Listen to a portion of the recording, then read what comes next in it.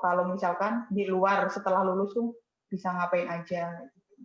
Oke.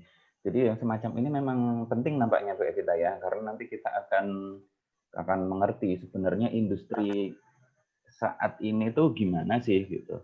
Apalagi ini kita ketemu sama Mas Ageng, CEO Restoku Indonesia yang bergerak di bidang digital ya, berkaitan dengan digital, salah satu startup yang luar biasa, mendapatkan banyak achievement dari pemerintah Republik Indonesia.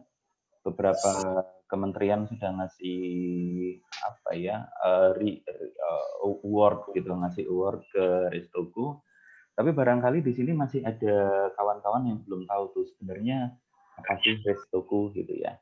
Kita sapa dulu yang sangat kami hormati Mas Ageng atau Pak Ageng. Selamat pagi Pak Ageng. Pagi, Waalaikumsalam warahmatullahi wabarakatuh. Alhamdulillah. Coba saya kasih spotlight dulu ke Mas Ageng. Oke, sudah muncul Mas Ageng. Apa kabar hari ini? Alhamdulillah, baik-baik, sehat. Semuanya sehat ya. Alhamdulillah. Oke. Mohon izin nih, Mas Ageng. Saya biasa panggil Mas Ageng ya. Di ngobrol-ngobrol pagi ini kita bisa panggil tetap Mas Ageng atau harus Pak Ageng nih? Bro aja, bro.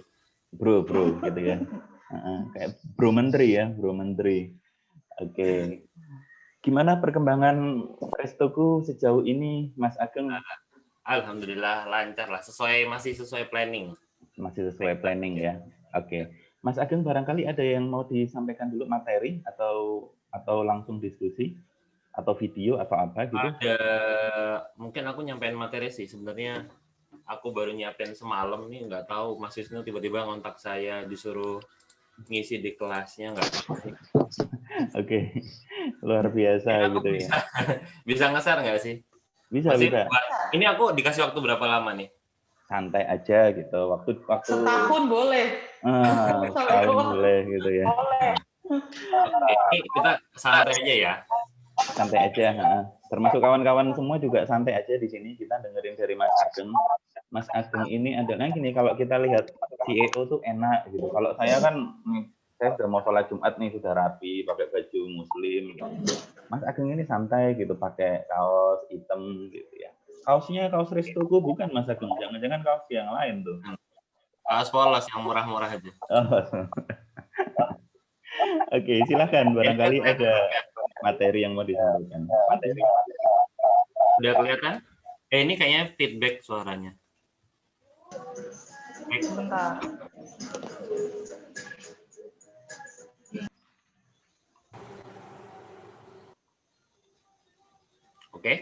Oke, silakan sudah terlihat Mas. Oh, bentar, ini kayaknya belum ada suaranya. Oke. Terima kasih kesempatannya Mas Wisnu, Mbak Avita, dan tim dari ini mata kuliah apa ini Pak Wisnu nih? Gado-gado, ada campur-campur di sini ya. Ada beberapa mata kuliah gado-gado, apa ini? Kita merdeka belajar, jadi kita boleh menamakan mata kuliah. Ya, mudah-mudahan sama dalam keadaan sehat sih. Jadi mungkin kesempatan kali ini aku mungkin lebih banyak yang ngasih insight, ngasih pandangan-pandangan. Itu bakal ngasih insight, ngasih pandangan-pandangan dari sisi aku, dari industriku, bahkan dari government sendiri. Aku coba balance gimana caranya nanti teman-teman biar bisa lebih paham sih. Dan mungkin dari situ banyak bakal muncul diskusi, dan diskusi bakal bebas aja sih. Kita tanya jawab aja. Baik saya bisa jawab ataupun nanti yang banyak jawab nanti dari Pak Wisnu sendiri ya, karena sebagai dosennya. Oke.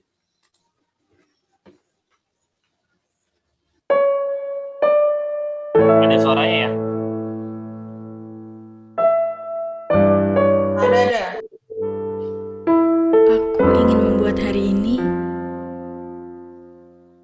jadi hari yang spesial untuknya.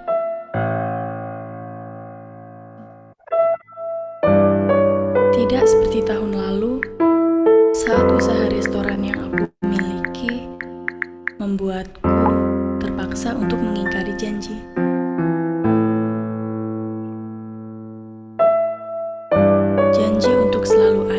lebih spesialnya.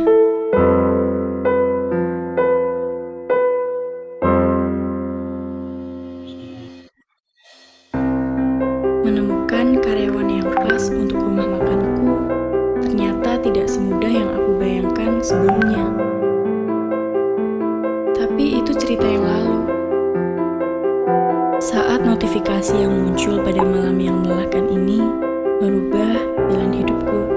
Saat aku menemukan sebuah aplikasi yang bernama Restoku.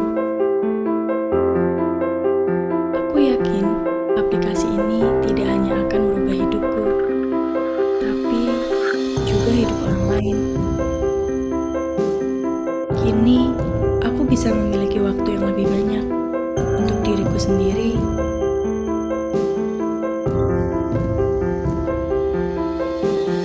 Dan juga untuk orang yang aku sayangi. Kini, aku bisa jadi hari yang benar-benar spesial untuknya.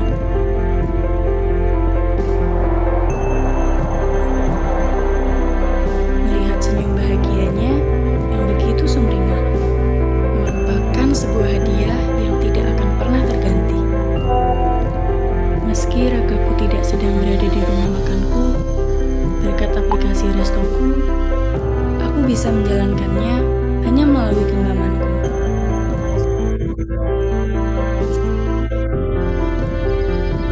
Meski ragaku sedang menikmati hari yang spesial ini,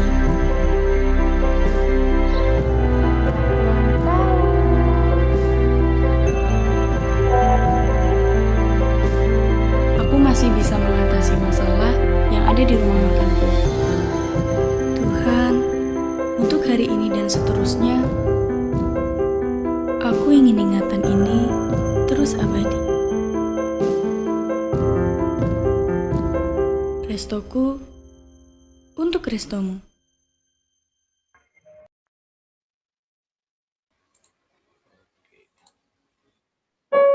Oke. Itu sedikit video ya profile ya, jadi lebih ke produk kita. Jadi memang kita banyak bersinggungan dengan teman-teman UKM. Mungkin kita mulai dari hari ini. Hari ini aku bakal banyak bahas tentang ini. Sebelumnya ini aku nggak dikasih judul ya sama Pak Wisnu ya, jadi aku bikin judul sendiri lah. Mudah-mudahan sesuai. Ya, Jadi gimana sih kita merespon new era digital transformasi, kita tuh sebagai siapa nantinya dan gimana kita cara meresponnya. Jadi mungkin aku jelasin dikit tentang Restoku-nya. Jadi Restoku itu sebenarnya aplikasi warung makan online. Kita pun juga melakukan banyak transformasi dari kita berdiri di 2018 awal. Itu banyak melakukan transformasi sendiri di internal.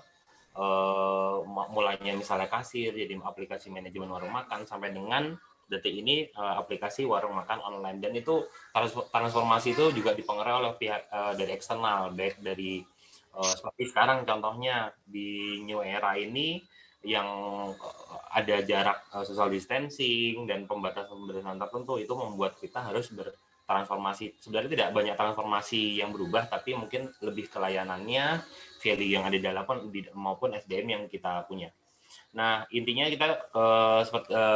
kita punya visi sebenarnya. Jadi kita memberdayakan para pengusaha warung makan dengan memberikan solusi dalam bentuk inovasi. Jadi simpelnya lingkup kita kecil, ada di UKM itu warung makan kuliner ya. Tentu mereka banyak memiliki masalah yang itu kita coba solusikan. Kita memberi solusi, misalnya kamu punya masalah apa, komunitasnya punya masalah apa, industri kuliner ada masalah apa, kita berikan solusi dalam bentuk digital. Selama itu kita bisa solusikan dalam bentuk digital. Bahkan beberapa layanan kita mulai tidak dari sebuah layanan aplikasi, tapi misal dalam bentuk layanan WhatsApp, terus layanan edukasi, segala macam, banyak hal. Tapi kita fokus di itu. Gitu. Mungkin teman-teman misalnya pengen lebih tahu bisa ngunjungin website kita atau di-download, jangan lupa review dan ratingnya kakak. Oke, jadi untuk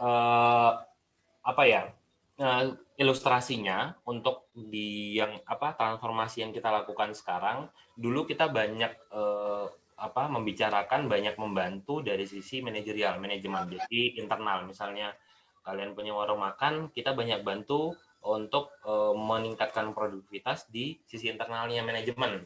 Jadi dari aplikasi pencatatan, inventory, terus purchase segala macam.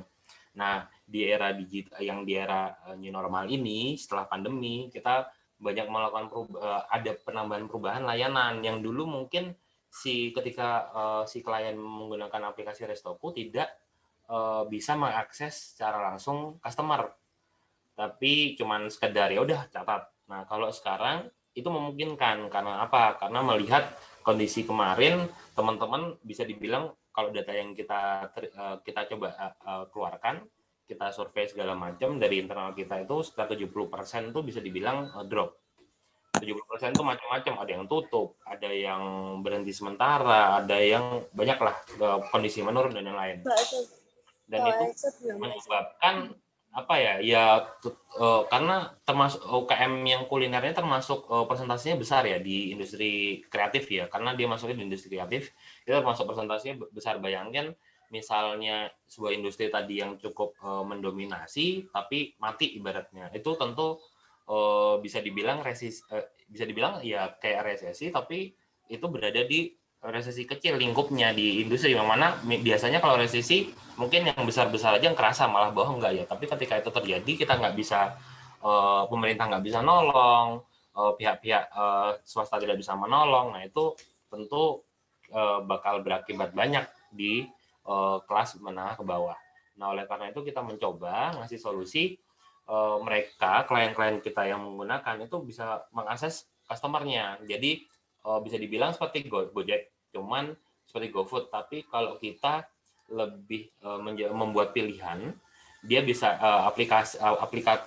mengaplikasikannya juga tidak statis, jadi fleksibel. Dia bisa digunakan misalnya, ada beberapa daerah tetap diizinkan membuka, cuman terbatas 50%. Dia bisa menggunakan itu sebagai elektronik menu, jadi tanpa contactless dari memegang menu, dan contactless dengan secara langsung dengan waiters misalnya, itu bisa dipakai. Terus misalnya dia punya grup komunitas atau apa, dia bisa menyebar link, jadi semacam si warung makan ini bakal punya kayak toko online sendiri.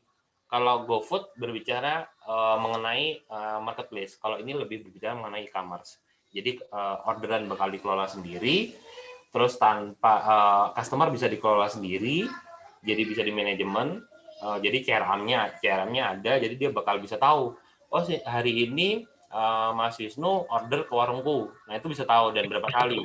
Nah sedangkan di marketplace bisa hanya sekedar cuman transaksinya berapa. Itu yang kita ingin solusi, karena kita pengen sustain ya, jadi nggak cuma transaksi tapi kita nggak tahu siapa. Tapi kalau dengan ada ini, kita bisa kelola, kita dapat datanya, kita buka di mana, kita bisa share promo, ketika buka di lokasi dekat rumahnya, kita bisa buka promo dan lain-lain. Misalnya dia beli produk A, belum pernah nyicip produk B, kita bisa ngasih promo produk B, banyak hal yang bisa dilakukan. Itu kita cerita dari sisi Restoku bertransformasi ya. Nah, sebenarnya definisi transformasi digital itu apa sih? Ini banyak sumber yang aku ambil. Ini mungkin gampangannya. Jadi transformasi digital itu definisinya adalah proses menggunakan teknologi digital untuk menciptakan suatu model bisnis yang baru atau modifikasinya untuk mencapai optimalisasi. Jadi poin pentingnya itu teknologi digital dan optimasi. Jadi kalau ngomong transformasi digital tapi itu tidak menghasilkan suatu yang optimal, itu ya sia-sia. Jadi misalnya tambah ribet, terus tambah boros misalnya, itu bukan sebuah transformasi digital. Nah, mungkin teman-teman pernah ditunjukkan ini ya, ini kalau nggak salah di tahun 2018, di berita pemerintah sering ngeluarin ini, jadi kayak perkembangan transformasi digital di dunia sebenarnya. Ini mulai dari industri 1.0, 2.0 sampai dengan 4. Di 1.0 itu dimulai sekitar 1875-1870 di abad 18 sampai dengan industri 4.0 itu sebenarnya dimulai abad 1900 sekian. Dimulai dari mungkin beberapa hal part ya, sampai dengan sekarang yang udah mengarah Internet of Things. Kalau dulu mungkin kita tahu robot banyak, Tapi robot tadi tidak bisa saling komunikasi, bahkan nggak bisa berinteraksi dengan human, dan human nggak bisa langsung mengelola. Kalau sekarang Internet of Things misalnya banyak lah, misalnya kayak brand-brand, teman-teman sering dapat iklannya Barbie nggak? Nah itu Barbie itu contoh aplikasi industri 405 di rumah tangga. Dia punya ekosistem gadget, itu mulai dari bisa matiin lampu dari suara, kita mau datang dia bisa nyala, bisa ada kamera segala macam. Itu ekosistem. Itu udah masuk industri 4.0 di rumah tangga. Nah, terus di 2018 juga sempat Pak Jokowi, ini aku ngambil dari berita, itu membuat, jadi setelah ada isu industri 4.0, Indonesia membuat namanya Making Indonesia 4.0. Itu di 2018 digulirkan, yang mana itu kayak pedoman milestone ya. Jadi alur besok tuh arahannya kemana sih masalah Making Indonesia itu, dan Indonesia mengestimasikan itu di tahun 2030 itu bakal oke lah, cukup dewasa, cukup baik industri 4.0 di Indonesia. Banyak hal, mulai dari alur, material, terutama di sisi industri ya, UMKM, ada suara, ekosistem, dan lain-lain. Itu pada saat itu. Dan teman-teman juga melihat data ini, jadi 2018, dan data ini sebenarnya kan data otomatis, data 2019 ya, dimunculkan di Januari 2020. Itu banyak pergerakan masalah literasi digital, jadi mulai banyaknya mobil phone connection yang ada di secara populasi itu semakin besar, terus pengguna internet juga semakin besar. Dulu kalau nggak salah di tahun 2018-2019 masih sekitar 50-an%, sekarang di 2020 nih, berarti data 2018 ya, 2019 itu sekitar 64%, bahkan aktif sosial media juga kencang, walaupun misalnya isinya netizen jahat gitu ya. Tapi itu sebenarnya itu kita ketika ngelihat ini sebenarnya berbicara market ya, berbicara berarti sesuai nih yang Pak Presiden canangkan di 2018 itu sebenarnya udah mulai proses, karena ketika ngomongin industri 4.0 Making Indonesia itu tentu semua harus menuju ke sana. Jadi kayak literasi masalah pengetahuan tentang digital, edukasi digital itu udah mulai ke sana. Namun apa yang terjadi 2020? Tadi di berita itu ketika bikin Making Indonesia 2030 ya. Tapi apa yang terjadi ketika COVID masuk di 2020? Itu efek negatifnya banyak banget. Tapi sangat lebih banyak positifnya sebenarnya. Salah satu tadi yang mungkin direncanakan di 2030 bisa dibilang mungkin sekitar 2021, misalnya di bawah 2030 itu kita udah benar-benar bakal bisa siap untuk bisa menerima itu. Ini menurut catatan di kuartal 2, jadi pertumbuhan PDB ya, pertumbuhan ekonomi itu benar memang turun, tapi hanya ada satu subsektor yang malah tembus 2 digit di 10,88%. Itu apa sih sektornya? Informasi dan komunikasi, jadi Infocom lah, teknologi. Itu berarti kan membuat kita, oh berarti yang ada kaitannya industri itu ada kaitan dengan teknologi, menggunakan teknologi, solusi teknologi, itu sebenarnya bisa terselamatkan loh dari kayak pandemi ini, ataupun next kita bakal berbicara industri 4.0 di 2030. Ini sebenarnya data menarik membuat kita melek nih. Oh iya, jadi mau nggak mau kita ngomongin kita sebagai seorang inovator misalnya besok bakal mengarah ke sana. Sebenarnya ada solusi teknologi apa sih sebenarnya? Oke. Nah, ini juga data menarik yang dikeluarkan sama Inventure Knowledge, itu milik Pak Jokowi. Jadi beliau mengatakan ada kayak setelah pandemi itu ada pergeseran kayak consuming. Jadi pergeseran cukup besar, itu ada 5. Pertama, itu mereka mengistilahkan go virtual. Mungkin ini bakal banyak lembaga riset yang mengeluarkan istilah masing-masing ya, tapi aku ngambil yang ada di Indonesia karena menurutku ini riset tentunya di Indonesia, yang ngeluarin orang Indonesia, tentu marketnya, kita berbicara market tentu akan lebih relate ya. Kalau di luar bisa banyak penyesuaian. Pertama masalah go virtual, itu maksudnya apa? Jadi pergeseran itu mungkin dirasakan sama kampus. Udah merasakan yang tahun ajaran baru kemarin itu mungkin penerimaannya online, kuliah pertama online, bahkan yang kemarin lulusan juga lulusannya virtual ya. Istilahnya jadi dulu space, jadi ada tempat kita datang fisik. Sekarang kita hanya di depan laptop seperti ini, di depan layar, di depan kamera seperti ini. Itu go virtual. Itu pergeserannya cukup besar. Terus habis itu go digiware. Jadi istilahnya mungkin bisa dibilang misalnya oke, di rumah aja. Apa sih yang kalian lakukan? Mesti satu. Yang dulu pun udah mulai go digiware, sekarang makin karena hampir semua kehidupan kalian bisa dibilang go digiware sekarang. Misalnya contoh kalian buka HP ada IG, TikTok dan lain, udah digiware. Terus sampai rumah menonton TV bukanya Netflix. Misalnya menonton TV pun TV digital yang ada YouTube. Terus misalnya sekarang ada SBA Go dan lain-lain lah. Itu udah go digiware. Misalnya mau jam smartwatch, misalnya kita mau olahraga, kita bisa tahu data analitik kesehatan kita misalnya. Itu apapun istilahnya dalam lini kehidupan kita ada digital. Terus kemudian yang itu pergeseran besar ya. Terus ada go contactless. Untuk go contactless itu jelas yang kita temuin sekarang yang lagi diinovasi sama GoPay dan OVO. Itu tentu menguntungkan. Kenapa? Istilahnya dengan adanya itu sangat mempercepat. Mungkin mereka ngeplankan di 2030 tadi, mungkin sekarang malah beberapa ratus kali lipat ya contactless ini. Jadi mungkin orang takut berinteraksi megang uang kertas, uang koin. Sekarang mungkin tinggal tet beres.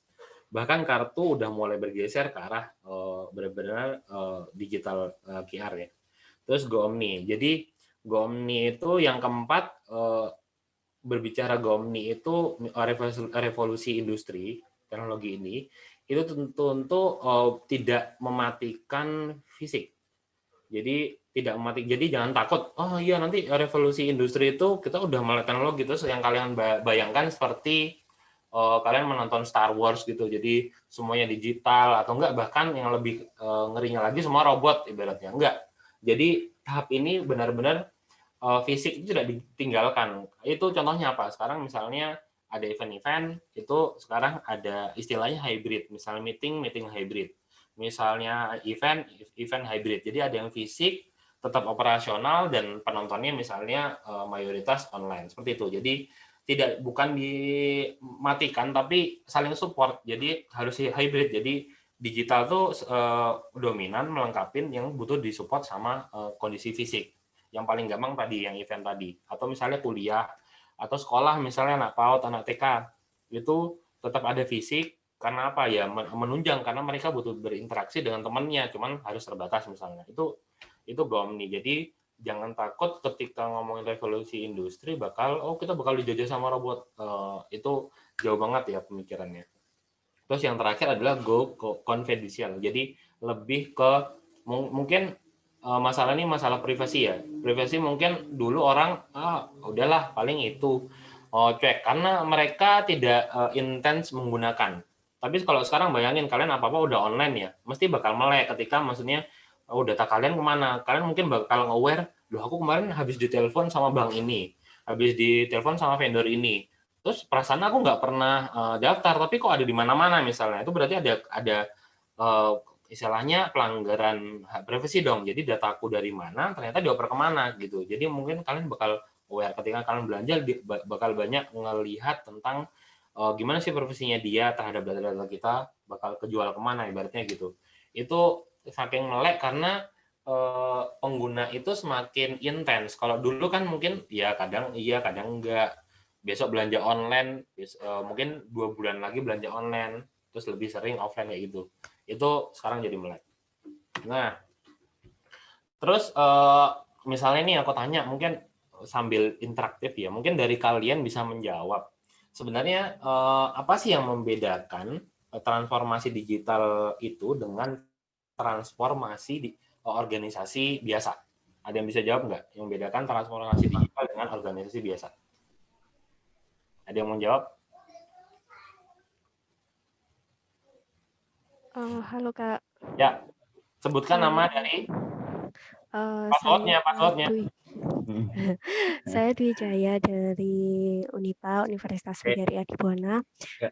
Sedikit mau jawab, maaf ya Kak ya kalau mau salah. Siap. Kalau salah. Kalau transformasi digital itu perkembangannya lebih cepat ya Kak kayaknya. Nah, jadi setiap detik, setiap menit itu dunia itu bisa berubah. Namun kalau perkembangan dari organisasi itu sendiri, temponya itu lebih lama. Seperti itu. Maaf ya Kak kalau salah. Good. Terima Ada lagi kasih. nggak? Sama-sama. Ada lagi nggak? Cowok harus berani. Tadi manggilnya Kak atau Kek itu tadi ya? Kek ya? Kayaknya Kek ya? Kayaknya Kek manggilnya, bukan Kak. Ya. Kek. Kak. Aja yang cowok. Yang cowok dong. Jadinya nggak ada cowok ya? Jangan-jangan cewek semua. Banyak nih, seharusnya. Ayo cowok. Persiapan Jumatan yang cowok. Oh, aduh. Suruh potong kuku ya? Oke, Lagi udah potong benar. kuku. Udah benar. Jadi itu salah satunya. Cuman mungkin yang paling mendasar tuh tentu yang teknologi itu fondasinya adalah yang paling kuat lah penggunaan platform teknologinya. Jadi mulai dengan cloud computing, misalnya contoh ya cloud computing, big data, analitik, misalnya IoT, artificial intelligence dan lain-lain. Itu yang membedakan. Namun ini menariknya, ini dari ini ambil juga dari Harvard Business Review juga.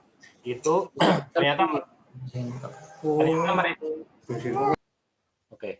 ternyata mereka itu bilang sebenarnya nggak perlu teknologi.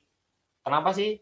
Ternyata jadi transformasi digital itu bisa dibilang tadi ya aku yang bilang. Nah, namun tidak perlu teknologi itu kenapa sih? Karena sebenarnya ketika ngomongin transformasi digital itu sebenarnya menyeluruh. Jadi nggak cuman ini ada suara siapa sih? Jadi misalnya aku punya perusahaan, aku punya corporate, aku punya organisasi, aku mau menerapkan transformasi digital misalnya. Ya udah pakai cloud computing, artificial intelligence segala macam dah. Taruh gitu. Enggak. Jadi sebenarnya organisasi menyeluruh itu harus bersama-sama untuk menciptakan tadi. Jadi makanya aku ngambil 3 poin, sebenarnya ada beberapa hal. Cuman aku ngambil yang mungkin poin yang lebih pentingnya ya. Pertama, ya kenapa nggak hanya ngomongin teknologi, tentu strateginya harus dibangun berdasarkan teknologi tadi. Terus yang kedua SDM ini penting. Kenapa? Ini case yang ada di Restoku misalnya. Kita kan mencoba sebenarnya membangun sebuah platform yang membantu UKM. Nah, UKM tadi yang kita coba transformasikan kan mereka berada di market segmen menengah ke bawah. Yang mana tentu mereka misalnya bisa dibilang mungkin ada yang mungkin bisa dibilang banyak yang belum melek.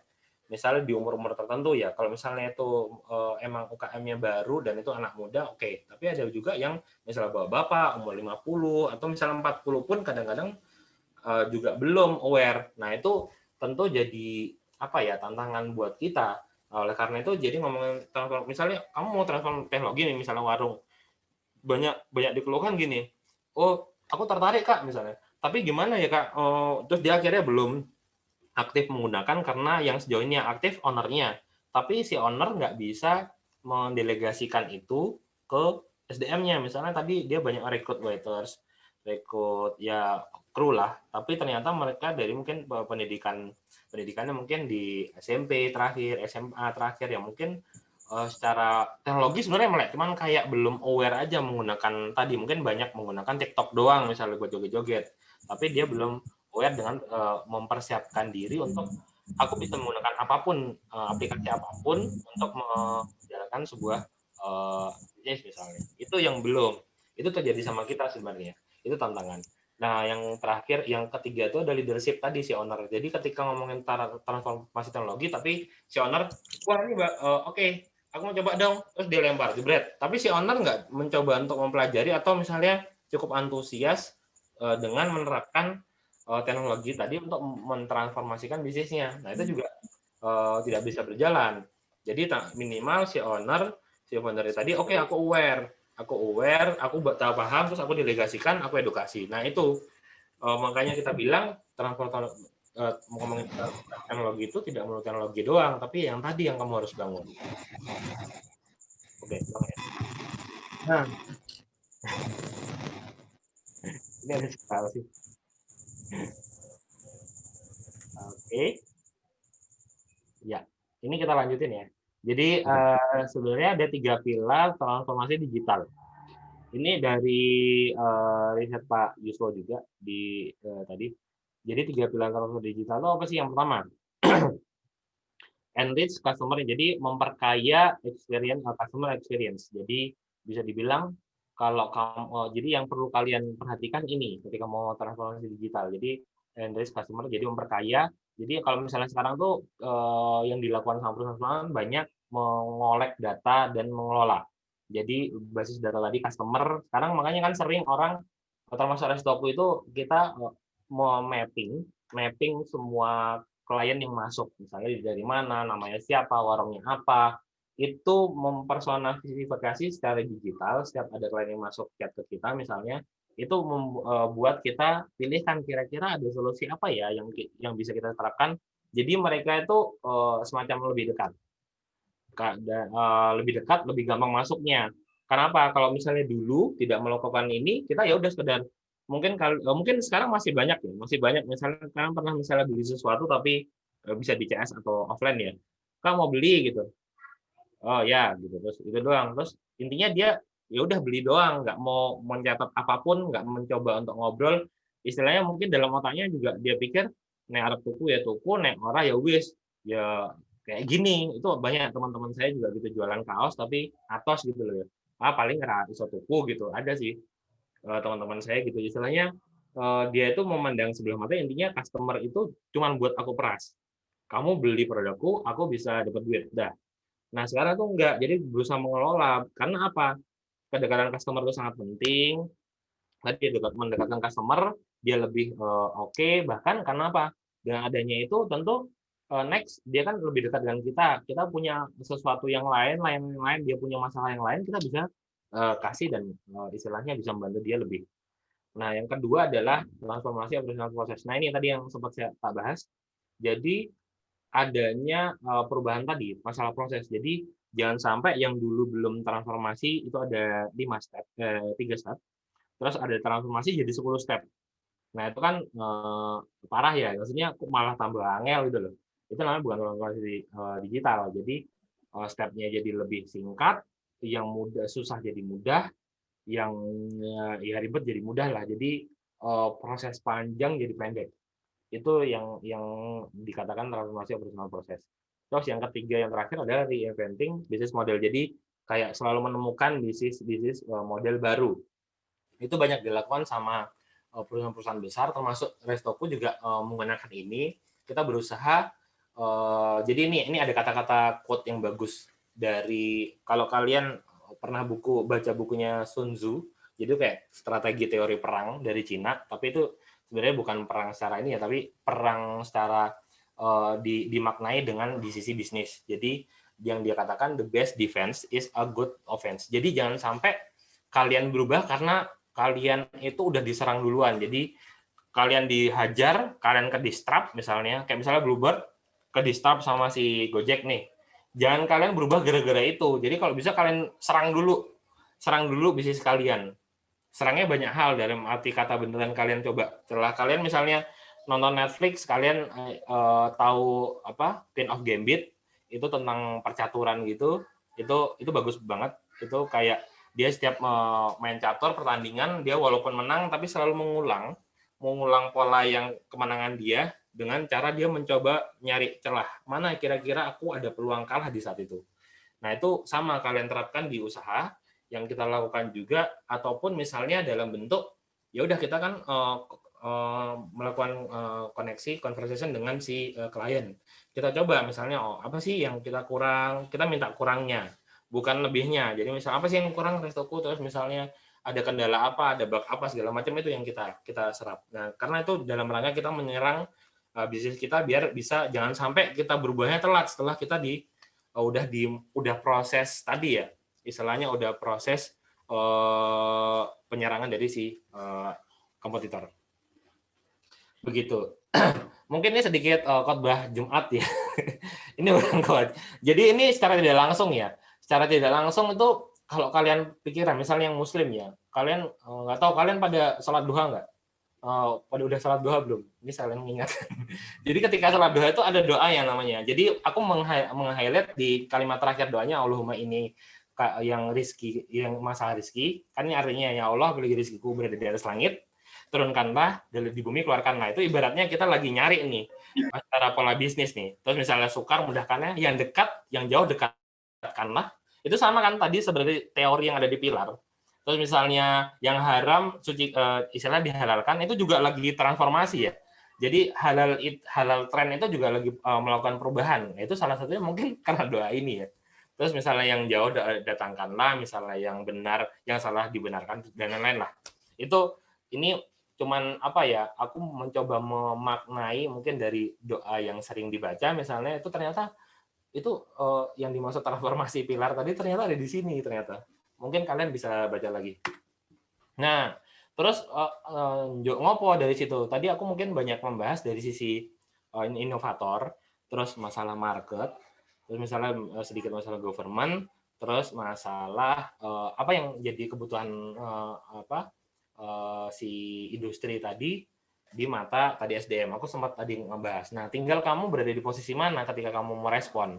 Kamu di inovator kah? Ketika ngomongin inovator, berarti kan kamu ngomongin masalah tadi, masalah market. Market yang udah berubah, ya tentu kamu harus pelajarin tuh. Ketika kamu ngomongin talent, ya kamu harus persiapkan. Jangan sampai, makanya tadi, kenapa sih data akhir-akhir ini, ya tadi misalnya industri banyak lulusan yang menganggur karena tidak bisa siap diterima industri. Sebenarnya kebutuhan industri tadi udah jelas kan. Kebutuhan industri adalah karena perubahan ini pengen talent-talentnya itu yang melek teknologi. Oleh karena itu kamu ketika udah baca, karena ketika memang kamu posisikan aku sebagai talent, ya persiapkan nggak cuma misalnya mainan TikTok doang, udah dikatakan itu, tapi mencoba yang lain, hal yang lain, misalnya mencoba tentunya ini di luar kampus ya, karena mungkin untuk kampus sekarang itu tentu kamu tidak dapatkan, bisa dibilang kamu tidak dapatkan. Tapi mungkin kampus era sekarang misalnya, karena aku juga membangun selain di Restoko juga lagi membangun mau implementasi kampus kewirausahaan sosial. Jadi itu mata kuliah yang kita coba implementasikan kampus Merdeka di dalamnya versi kita.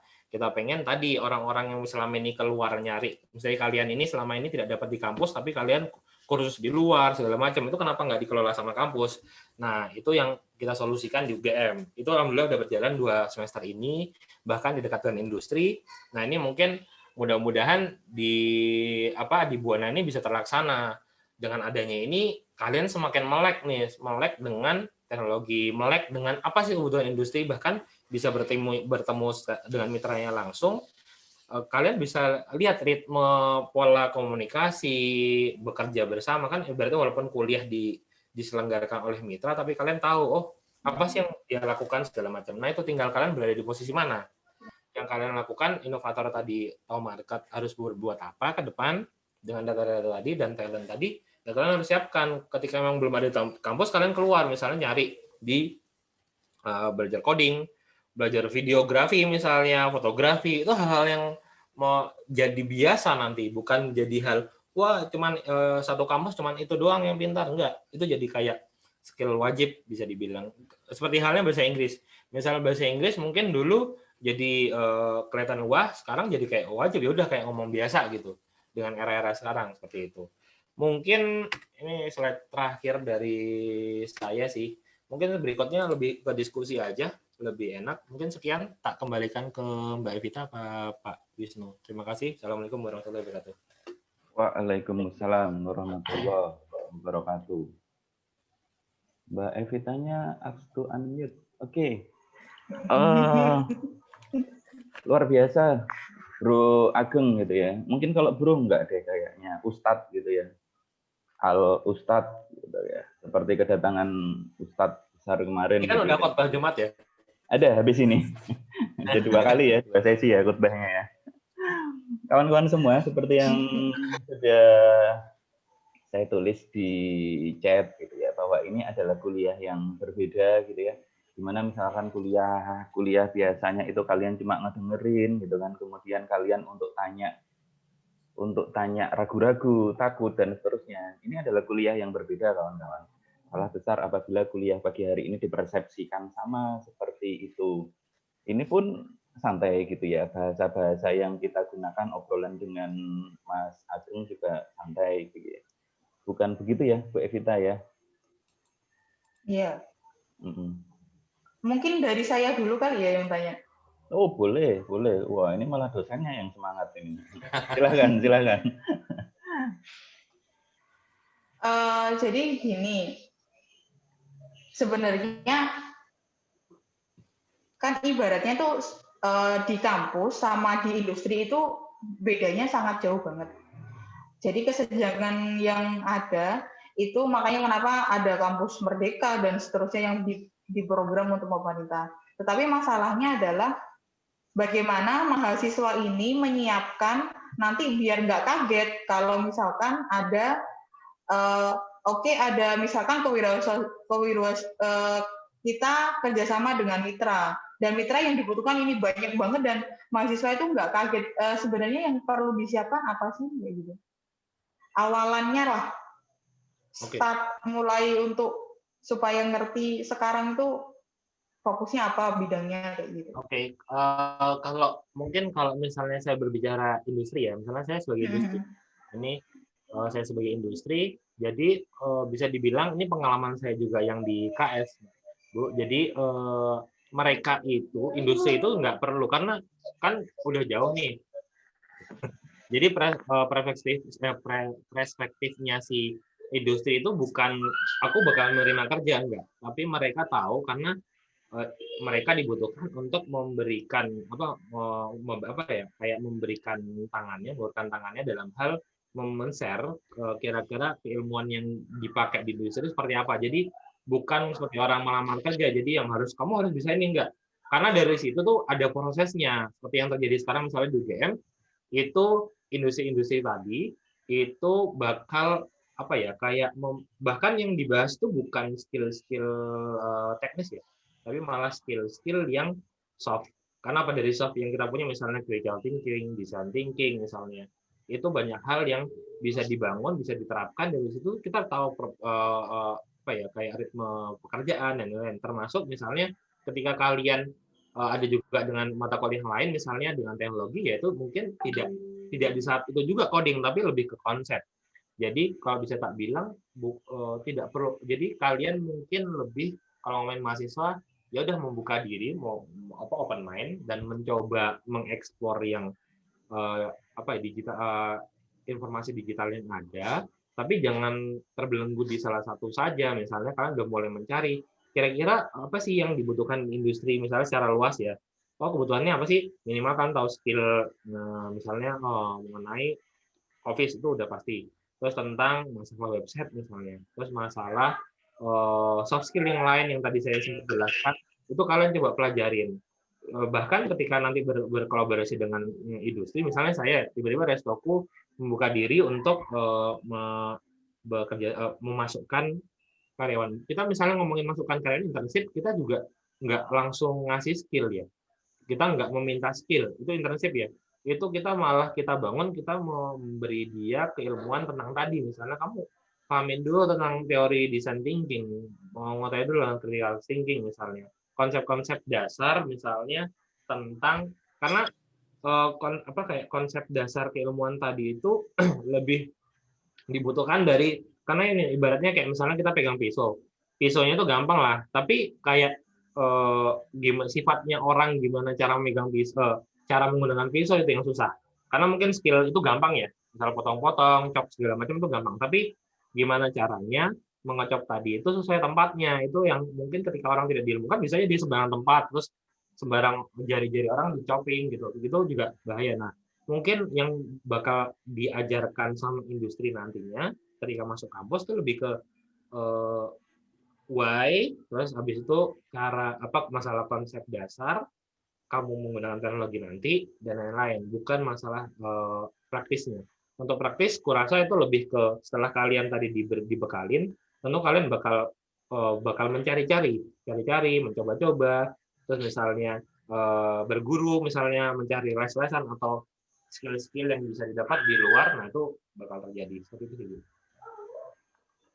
Jadi nggak usah berpikir, duh kita harus siap apa nih, enggak. Tapi dari situ sebenarnya yang diajarkan menurut pengalaman kita bahkan juga bukan yang aku harus bisa ini dulu nih, enggak. Karena bakal diajarkan di situ. Karena yang mengajarkan langsung industrinya, karena nanti nih kamu bakal kepake, kamu harus tahu nih substansi tentang ini misalnya. Kamu harus pelajarin dengan pengalaman perkuliahan yang terjadi di sini misalnya kayak gitu.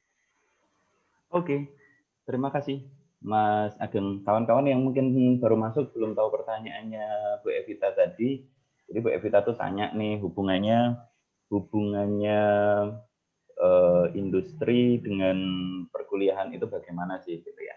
Termasuk sebenarnya itu hubungannya dengan salah satu kenapa mata kuliah ini perlu dilakukan gitu ya. Ini kan Mas Ageng sebagai industri gitu ya, dan industrinya keren lagi, startup di bidang yang, karena startup itu rata-rata memang keren-keren gitu ya. Ada hal-hal yang sebenarnya memiliki potensi cukup besar, tapi tidak terfikirkan gitu ya. Kayak Gojek waktu itu lahir dengan segala inovasi yang sebenarnya sederhana gitu loh. Orang males nih kalau harus mau pakai ojek tapi masih tawar-menawar gitu kan. Orang males kalau mau pakai ojek tapi harus jalan dulu ke ujung gang misalkan. Nah, solusi-solusi sederhana itu yang coba ditawarkan oleh startup. Kemudian kaitannya dengan Restoku, Mas Ageng. Boleh tanya nggak, Restoku ini pertama kali muncul itu atas dasar kegelisahan apa sih? Gitu. Atau kalau nggak yang coba ditawarkan Restoku kepada masyarakat secara umum atau pelaku usaha UMKM itu apa? Gitu. Karena tadi saya baru baca beberapa profil Restoku kayaknya punya banyak achievement gitu ya. Bahkan dari kementerian, dari beberapa kementerian gitu ya, dapat penghargaan. Barangkali bisa di-share Mas Ageng. Oke. Jadi itu dari kegelisahan ada sebenarnya kita survei terus berhubung saya juga banyak ikut di komunitas di perkulineran di Jogja, terus banyak ngobrol dengan berinteraksi dengan istilah pakar-pakar kuliner, terus pelaku kuliner. Nah itu kita mensurvei ternyata kita dapat 3 poin. Jadi 3 poin pertama, 3 poin itu adalah masalah misalnya dia bisa dibilang mungkin UKM itu kayak mengelola bisnisnya ya udah itu doang. Dia nggak mikir, yang dia pikirkan sebenarnya dia tidak mengelola bisnis, tapi dia kayak kerja freelance sih sebenarnya. Bisa dibilang ibaratnya kalau aku nggak jualan ya aku nggak rain makan, jadi nggak mau nge-create sistem. Sedangkan ketika dia ngomongin kamu harus buat sistem, nah itu bakal mumet nggak sih, maksudnya bakal tuh gimana cara buatnya. Yang aku lakukan ya udah aku pergi ke pasar, aku jualan, udah ketemu orang, udah itu pun ibaratnya dia jualan nggak melakukan promo, nggak melakukan apa. Nah istilahnya bisa dibilang ya stagnan. Pertama masalah omset, terus habis itu dari sisi pertumbuhan bisa dibilang mungkin warung, misalnya ada warung ya udah dari tahun ke tahun cuman di situ aja misalnya nggak buka-buka, padahal sebenarnya potensial banget, cuman kan karena dia tidak ada bekal, nggak punya sistem, nggak punya, misalnya ada yang invest pun siapa yang mau invest ibaratnya gitu. Terus yang ketiga tuh karena tadi misalnya oke, dia rame, terus lagi rame-rame produknya bagus, ternyata ada karyawan yang sepi, yang keluar misalnya, itu turnover yang tinggi ya. Nah itu juga terjadi. Nah tentu itu mau menghambat mereka untuk grow ya. Oleh karena itu kita muncul dari kita mau berusaha untuk membuat sistem. Jadi kamu nggak perlu bikin sistem, tapi kita yang membuatkan sistem. Jadi tinggal kamu, ibaratnya itu kalau bisa diilustrasikan tuh kayak yang industri, yang kuliner gede, restoran itu kan bukan segmen kita ya, karena dia mampu secara finansial bisa hiring siapapun. Itu kayak ini HP, Restoku, terus kayak kita tuh tenaga profesional yang biasa di restoran, terus nih UKM-nya. Nah, selama ini mungkin UKM tuh melihat, waduh, iya ya enak ya, dia punya HR, dia punya accounting, dia punya marketing segala macam, banyak hal yang bisa dilakukan. Dia punya duit untuk mempersiapkan sistem yang harga puluhan juta gitu. Nah, kita masuk untuk membantu mereka apa ya? Kayak menyimpel, jadi membuat simpel sistem tadi. Jadi dia cukup jualan, sistemnya itu hubungan Restoku, misalnya mulai dari oke, ini hari ini aku biar tahu omsetnya, oke, dari situ dia punya data. kan data driven tuh pentingnya. Dari data tadi dia bisa menyimpulkan sesuatu dan membuat keputusan. Itu dia harus punya. Selama ini kan enggak, dia cuman hari ini aku belanja 500.000, yang nanti malam aku bakal dapat duit 1 juta. Ketika itu ada ya udah, terus ngapain gitu, nggak ada. Tapi kalau ini biasa laris hari apa, jam berapa, biasa mulai peaknya hari apa, menu apa aja yang laris. Data-data itu yang diperlukan. Mereka kan nggak bisa membuat, tapi ketika dia membuat, dia nggak punya duit misalnya. Terus misalnya dia harus yang dipakai sama restoran-restoran gede, dia nggak bisa bayar. Kalau itu kita masuk. Terus misalnya kedua, oke, dia bertumbuh udah pakai itu, terus habis itu tadi terutama masalah accounting ya, dia nggak bisa bayar accounting. No. Si owner tuh bahkan bisa dibilang save of everything. Jadi semuanya dilakuin dia, catat dia, apa-apa dia, bayangin. Misalnya dia nggak dibantu sebuah teknologi, dia bakal menghabiskan banyak waktu. Ibaratnya kayak dia ya tadi tak bilang freelance. Jadi bisnis itu biasanya kan orang bilang, ya kalau bisnis itu kamu bisa jalan-jalan. Dengan itu dia jadi nggak bisa jalan-jalan. Cuman kayak pekerjaan biasa, kerja ke kantoran, cuman memang miliknya. Cuman dia tapi kayak terpenjara di sebuah sistem yang dia tidak buat sendiri gitu. Terus habis itu dia butuh lagi growth, dia nggak punya tidak karyawannya keluar, dia ribet. Aduh, aku padahal lagi masak, ngurusin produksi. Nah, terus aku nggak punya HR, siapa yang tak mintaan tolong? Misalnya dia hiring HR untuk mencari karyawan satu doang, kan dia cost banget. Oleh karena itu resiko ada, karena konsep kita tuh kayak misalnya orang banyak UKM tuh mencari satu posisi, tapi lamaran itu yang masuk bisa ratusan. Padahal ratusan tadi yang diambil satu, banyak yang 99 orang tadi itu terbengkalai. Harusnya mungkin bisa dipakai dengan UKM yang lain. Nah, itu kita menyatukan di aplikasi kita. Jadi satu orang bisa dipakai di warung A, satu orang lain bisa dipakai warung B. Jadi lebih simpel, tidak ada effort, bahkan karena pekerjaan terbesar HR itu kan berada di hiring. Nah, kalau itu mereka misalnya baru stage-nya baru UKM, baru mulai misalnya baru 1 cabang, 2 cabang, itu belum mampu membayar lebih untuk HR. Nah, itu kita kasih. Terus banyak hal, termasuk edukasi, pemberdayaan, segala macam. Kita banyak lakukan. Jadi, memang perlu pendampingan sih mereka. Jadi, dari 3 poin problem yang tadi saya bilang, itu kita masuk. Dan itu paling sering disebut ya, itu juga sering disebut ketika kita kumpul komunitas, diskusi, itu selalu disebut. Nah, istilahnya kenapa nggak dibuat sih? Misalnya. Makanya itu kita muncul. Jadi berdasarkan problem real. Oke, luar biasa. Mas Ageng tadi menyebutkan kata HR lebih dari 6 kali gitu. Mesti aku yakin ada yang nggak ngerti nih HR itu apa gitu kan. HR itu HR gitu ya, Human Resource, SDM, HRD yang ngurusi karyawan gitu-gitu ya Mas Ageng ya. Oke. Terus tadi menyederhanakan, memberikan analogi atas yang disampaikan Mas Ageng. Bayangkan gini aja kawan-kawan, misalkan kalian itu makan di warung Padang gitu. Warung makan Padang yang bukan warung makan Padang sederhana ya. Warung makan Padang yang pinggir jalan gitu, dia pasti kan bingung tuh cara nyatet keuangannya bagaimana. Nanti kalau dia perlu pelayan, cara rekrutmen pelayannya bagaimana. Kemudian dia perlu laporan nih, warungku nih sebenarnya ramenya di hari apa, di jam berapa, di menu apa gitu. Nah, tadi Mas Ageng sudah menjawab. Jadi dia bisa memberikan solusi itu menggunakan aplikasi Restogo. Keren juga ya Mas Ageng Restogo ya. Waduh, gitu ah.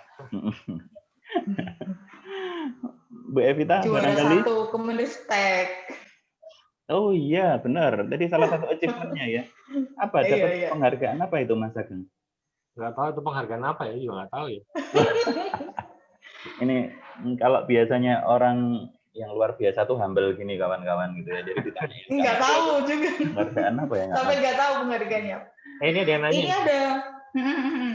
Boleh. Disuruh nanya langsung aja Pak. Mbak Isti tadi ya. Mbak Isti, halo. Iya, halo Pak. Mbak Isti, mana nih videomu belum muncul ya? Ask to start video. Sudah? Masuk? Udah. Oh ya, silakan saya spotlight.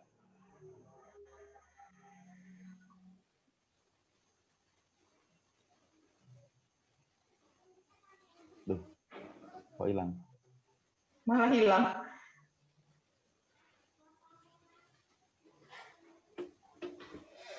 Halo, Mbak Isti. Hilang ya. Oke. Iya. Selanjutnya Pak. Selanjutnya geser dulu ke Mbak siapa nih? Dwi Cahyaning Tias. Mbak Dwi Cahyaning Tias, halo. Halo Kak Tama, selamat pagi. Oke. Halo Kak. Ya. Dinyalain videonya atau enggak? Dinyalain biar wajah mempesonamu kelihatan sama Mas Ageng gitu ya. Baik, sebentar. Lihat. Oke, silakan. Gini Kak, mau tanya untuk Kak Ageng ya. Saya kan punya ide bisnis nih. Udah ada penggambarannya, udah ada PMC-nya, udah cukup lengkap. Namun untuk ide bisnis saya itu modalnya cukup besar. Untuk saya nabung pun kira-kira bertahun-tahun itu nggak cukup kayak gitu. Nah, untuk cari investornya itu gimana ya? Kan saya nggak ada kawan ataupun saya nggak ada kenalan untuk investor tersebut. Takutnya bisnisnya nggak jalan, cuman jadi angan-angan aja kayak seperti itu. Nah, itu gimana Kak? Mau Boleh bikin minta apa? sarannya? Mbak Dwi mau bikin apa? Bilang aja. Barangkali nanti Mas Ageng langsung, itu ide menarik tuh, saya mau biayain semuanya, kamu habis berapa? Wah, alhamdulillah kalau mau dibiayain. Diceritakan aja, nggak apa-apa. Barangkali nanti Kalian biayain kuliahnya. Oh, tuh, sekalian bayarin kuliahnya tuh. Siap. Coba diceritain aja, nggak apa-apa. Jadi curhatin nanti, nggak apa-apa ya? Singkat aja, singkat tentang apa. Jadi saya mau bikin 2 bisnis sih, tapi sama-sama modalnya besar. Yang satu itu laundry 24 jam plus driver, yang satu lagi itu fotokopi printer, tapi 24 jam plus driver plus aplikasi juga. Seperti itu, Kak. Nah, kalau bangun web, terus untuk gaji drivernya juga kan modalnya harus banyak ya. Belum lagi fotokopi ataupun yang lainnya, modal-modal perlengkapan yang lainnya kayak gitu, Kak. Seperti itu sih. Oke. Mas Ageng sudah bisa menangkap ya? Udah. Silakan. Siap. Oke, pertanyaan bagus. Dan itu sering banget sih.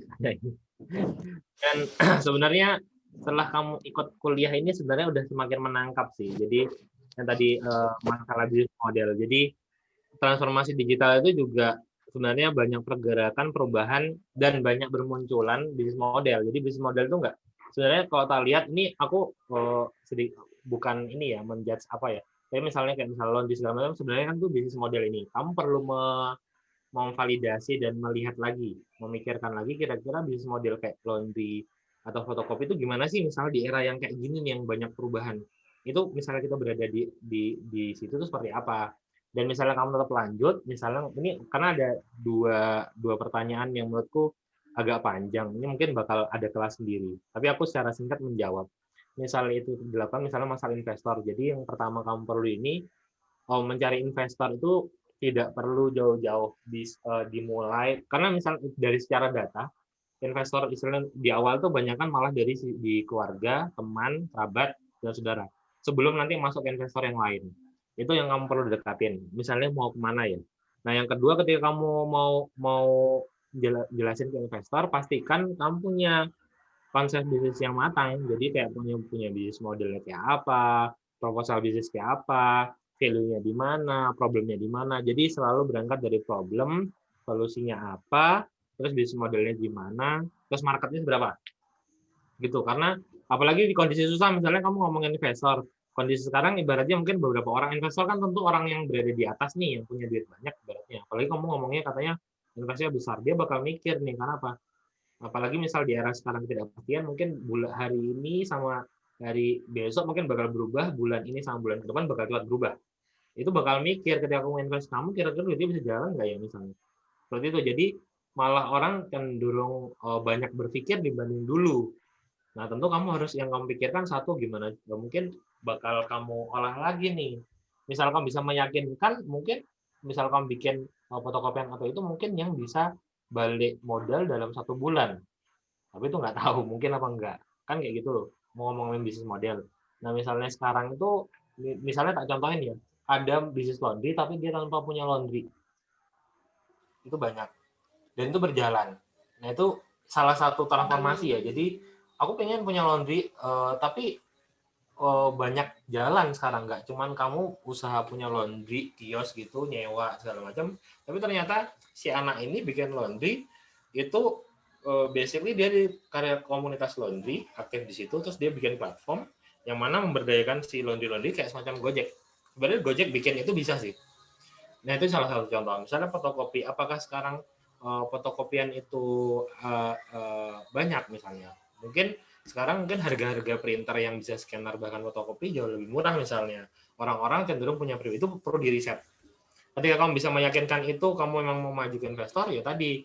Pertama, paling dekat dulu. Ibaratnya misalnya keluarga aja mau misalnya, ataupun teman mau, misalnya emang oke nggak ada, terus kamu harus invest. Sekarang banyak sekarang pitching-pitching yang di online. Sekarang pitching-pitching pada online ya. Jadi banyak misalnya venture angel investor maupun venture capital ibaratnya, nah itu mau dengerin kamu ngomong, tapi yang berpotensi itu ya kamu harus siapin. Maksudnya tadi problemnya kayak apa, bener nggak? Jangan problem ini ada di problem kamu doang, bukan problem masyarakat sekitar maupun seluruh kota misalnya. Terus kompetisinya kayak apa? Ada barrier to entry-nya nggak? Misalnya ada kan tuh beresiko dong, misalnya oke, laundry 24 jam, terus aku mau invest, ternyata besok udah ada yang sama. Jadi market yang harusnya kamu utuh, misalnya oke kamu di daerah yang, oh ya mas di daerahku nggak ada laundry, nggak ada yang laundry 24 jam, aku pengen masuk, tapi barrier to entry-nya gampang kan, tinggal aku bikin sama 24 jam. Yang harusnya kuemu ada utuh 100, keparuh jadi 50. Jadi misalnya harusnya balik modal dia bakal cepat, misalnya 2 bulan, jadi mungkin bisa 10 bulan misalnya. Banyak hal. Jadi memang lagi-lagi teman-teman nih kalau mas muda itu banyak banget sih ide-ide, tapi yang perlu diinikan kalian banyak nyari insight bisnis model baru. Itu penting karena tadi kalau ngomong bisnis baru itu kita bisa mulai dengan sesuatu yang murah. Misalnya contoh Restoku. Restoku ini modelnya nol. Kenapa nol? Satu, kita hubungan pertemanan. Cari yang teman-temanku, CTO-ku, teman yang bisa coding. Aku di sisi strateginya, bisnis, marketing, segala macam. Kita bergabung, oke, aku mulai mendalami problemnya apa. Aku bikinkan solusinya. Terus aku uji lagi beta testing, riset. Jadi dengan komunitas kecil, terus baru disebar. Itu modalnya nol. Oke, misalnya, ini kan harus dihitung loh gaji. Oke, masukkan saja misalnya. Tapi kan nggak ada masalah, kita hitungkan, tapi kita nggak usah dapat dulu misalnya untuk misalnya, gaji founder misalnya. Kita nggak usah hitung dulu. Tapi kita udah mengkalkulasikan kira-kira kita bakal di omset berapa, bakal ini, seperti itu. Banyak hal sih, misalnya tadi laundry, misalnya Restoku lakukan dengan misalnya nol. Banyak ide bisnis sih yang sekarang tuh beda kayak dulu, misalnya zamanku misalnya di 2009, itu konvensional semua, yang kita harus ngumpulin duit banyak gitu loh. Yang mana sekarang isu resesi, maksudnya ekonomi menurun, dan itu di area konglomerat ya, maksudnya yang punya duit segala macam, walaupun banyak penelusuran dana. Dan misalnya kamu lihai, itu misalnya butuh modal, itu sekarang juga banyak, bisa dari kompetisi, bisa dari kompetisi ide bisnis, bisa dari grant misalnya, itu bisa kamu ambil. Tapi yang jelas punya ide bisnis yang cukup valid sih. Menarik sekali Mas Ageng. Jadi gini teman-teman, boleh punya ide. Biasanya masalahnya teman-teman tuh kayak gini. Ya kami idenya bagus Bu, tapi nggak ada modal. Pasti itu yang dipermasalahkan. Padahal benar kata Mas Ageng tadi, ada banyak banget kompetisi-kompetisi bisnis yang bisa kalian ikuti. Ada KBMI, sekarang ada KIBM, ada startup juga ada, dan itu dananya yang dikasih nggak sedikit, tapi banyak banget. Asalkan tadi permasalahan yang kalian ambil itu jelas, dan memang kedepannya ada proyek, ada kayak semacam apa ya, ini akan bakalan terus ada ke depan, itu bakal sangat menguntungkan kayak gitu. Jadi nggak hanya sekedar saya punya bisnis ini, gimana ya cari modalnya, nggak seperti itu. Tapi ada semacam SWOT-nya lah, kalau kalian belajar studi kelayakan bisnis kan juga ada kayak gitu. Tapi Ya, itu gini, yang bisa diambil kayaknya. mungkin aku tambahin dikit ya. Jadi misalnya mumpung ini masih muda dan sekarang tuh banyak banget, beda kayak dulu beneran. Kalian misalnya nggak terima dengan penjelasan nggak terima, kamu maju aja kompetisi. Di situ kamu banyak advice. Jadi misalnya kompetisi, kamu bakal dicaci maki sama si juri, itu terimalah. Jadi misalnya kamu nggak terima di sini, maju aja nggak apa-apa. Maksudku karena istilahnya kamu habisin orang kalau di Jogja itu satu hari sering bilang habisin jatah gagalmu di usia muda. Jadi kalau bisa karena ini mumpung masih ide ya kamu maju aja, nanti dari situ kamu koleksi. Tapi kalau dari pengalamanku ya tadi maksudnya kamu melihat lagi banyak. Jadi kalau mau banyak insight tentang bisnis model banyak berteman. Istilahnya teman dan cuma di Surabaya, Sidoarjo, maksudnya susan teman se-Indonesia gitu loh, terus sering kumpul komunitas jangan itu aja. Jadi itu memperbanyak ini sih, memperbanyak insight baru. Oke. Gimana Mbak Dwi? Habiskan jatah gagalmu gitu ya, Mas Ageng ya? Katanya Pak Saptuari itu loh. Oh, Itu katanya Mas Wisnu. Kalau masih muda boleh gagal gitu. Ini Mas Ageng sudah nggak boleh gagal ini sekarang ya? Loh, aku masih muda ini. Oh, masih muda. Oke. Luar biasa. Bu Evita, apa tadi? Iya. Mbak ini Mbak Dwi-nya gimana? Oh, Mbak Dwi tadi ya. Bisa saya spotlight lagi. Bisa dimengerti ya, Mbak Dwi? Iya. Iya, Kak. Terima kasih. Dilanjutkan aja, dilanjutkan.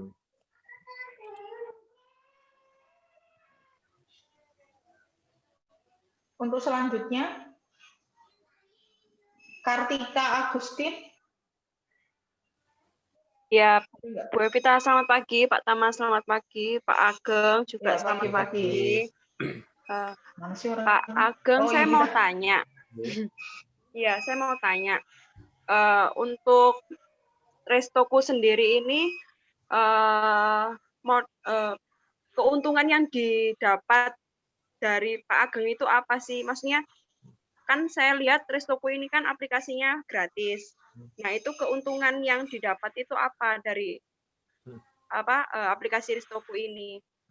Terus untuk promosi aplikasinya sendiri itu misalnya dengan cara mungkin kalau misalnya Gojek bagi-bagi promo banyak, artinya kan pasti buang-buang duit juga itu Pak dalam promosi itu kira-kira efektif juga nggak sih untuk promosi aplikasi ini sendiri supaya dikenal banyak masyarakat gitu. Terima kasih Pak. Oke, terima kasih pertanyaan bagus Mbak Kartika. Jadi untuk Restoku sebenarnya itu jangan kejebak Mbak, itu gimmick ya. Jadi free trial gratis selamanya itu gimmick. Jadi kamu harus tahu gitu. Jadi jangan kejebak. Kalau kejebak berarti termasuk customerku berarti. Jadi itu gimmick. Kita dapatnya subscribe. Jadi memang ada free trial. Kita ngomongnya gimmicknya ada gratis selamanya. Karena apa? Kita melihat yang terjadi kompetitor tuh gratis 40 hari atau enggak misalnya 14 hari. Yang terjadi rata-rata orang yang menggunakan tuh ya tadi lebih cepat tapi terburu-buru dengan hal itu. Nah, kalau kita memang menggratiskan selamanya, tapi kita ada batasan limit. Kita limit itu transaksinya. Jadi kita batasin gimana caranya limitnya itu mesti bakal over. Ketika over dia bakal upgrade. Nah, itu yang kita lakukan. Jadi kita subscribe. Kita juga berbayar. Jadi modelnya bulanan monthly. Dengan layanan kita punya tadi yang cukup banyak tadi. Ibaratnya mungkin bisa dibilang kita berada mainnya di segmen tadi ya. Kita harus tahu segmen juga nih karena harga tadi. Jadi kita bukan menjatuhkan harga tapi karena kita bermain di segmen yang bawah. Misalnya bisa dibilang kompetitor kita Moka. Moka itu bukan kompetitor kita karena segmen kita berbeda. Moka itu mainnya di middle up yang misalnya cafe dan segala macam, kalau kita di bawah. Harganya juga berbeda. Tapi kita bukan kompetitor karena kita merangkul segmen yang berbeda sebenarnya. Jadi kita jalan bareng dan dengan pasar yang begitu banyak itu paling dari sekian banyak kompetitor baru berapa persen yang terolah. Kayak gitu. Terus yang kedua masalah promosi yang dilakukan Gojek itu ada ilmunya Mbak. Itu ada. Tapi kalau dari sisi Restoku kita tuh kayak startup tapi kita kan ngambil strategi bukan funding karena kita melihat kita bukan bukan aplikasi yang butuh kenapa Gojek melakukan itu sebenarnya kan supaya kamu mau pakai. Nah, sedangkan kalau kita based on need, karena sudah jelas need, kita udah istilahnya bisa dibilang kita udah market fit ya. Ya udah, karena emang butuh, tinggal dia itu mau ngambil yang mana, tinggal main diskon aja. Jadi bisa dibilang awal kita rilis itu kita ada yang mau bayar. Makanya tadi tak bilang kalau kamu udah tahu market ada yang mau bayar nggak? Kalau ada ya udah beres. Nah kalau Gojek itu ya misalnya awal dia misalnya yo bayar gitu, ya dia nggak ada yang mau pakai, ngapain aku harus ke kamu. Nah promo itu sebenarnya ilmunya digunakan untuk bukan sekedar bakar, tapi kamu itu kayak Shopee gitu, kamu kayak di gimana caranya kamu jadi ketergantungan, itu kan kayak obat-obatan, itu bahaya banget. Itu mungkin bisa dibilang haram ya Mas ya, Mas Wisnu ya? Boleh. Suka-suka. Nah, itu beneran itu bisa bikin, bener nggak sih misalnya yang cewek-cewek sering ke Shopee, itu misalnya istriku ya, itu Shopee itu bisa, misalnya dia punya voucher gratis ongkir, itu cara dari mana? Udah. Misalnya ada voucher gratis ongkir, habis itu nyari tempatku. Jadi tempatmu ini nggak ada gratis ongkir nggak? Karena aku jarang pakai. Itu sampai dikejar. Jadi gara-gara itu tuh bukan benar, tapi mau nggak mau ketika dia, karena itu ada triknya bahkan diukur. Jadi misalnya dia mempromosikan burning ke berapa, dengan harapan orang yang misalnya Mbak Kartika pakai, dengan harapan mungkin setelah berapa kali pakai kamu bakal pakai terus. Jadi kalau yang disebut kebakar itu kalau dia pakai cuma gara-gara promo. Tapi nanti ada istilahnya kayak switch moment. Karena gini deh, kamu hitung-hitung. Misalnya pengguna Shopee, kita ngomongin Shopee ya. Pengguna Shopee itu misalnya 100 juta penduduk Indonesia. Oke, dia sekarang ongkir gratis. Bayangin switch moment itu terjadi, kamu udah dia mengakuisisi mengalahkan yang lain.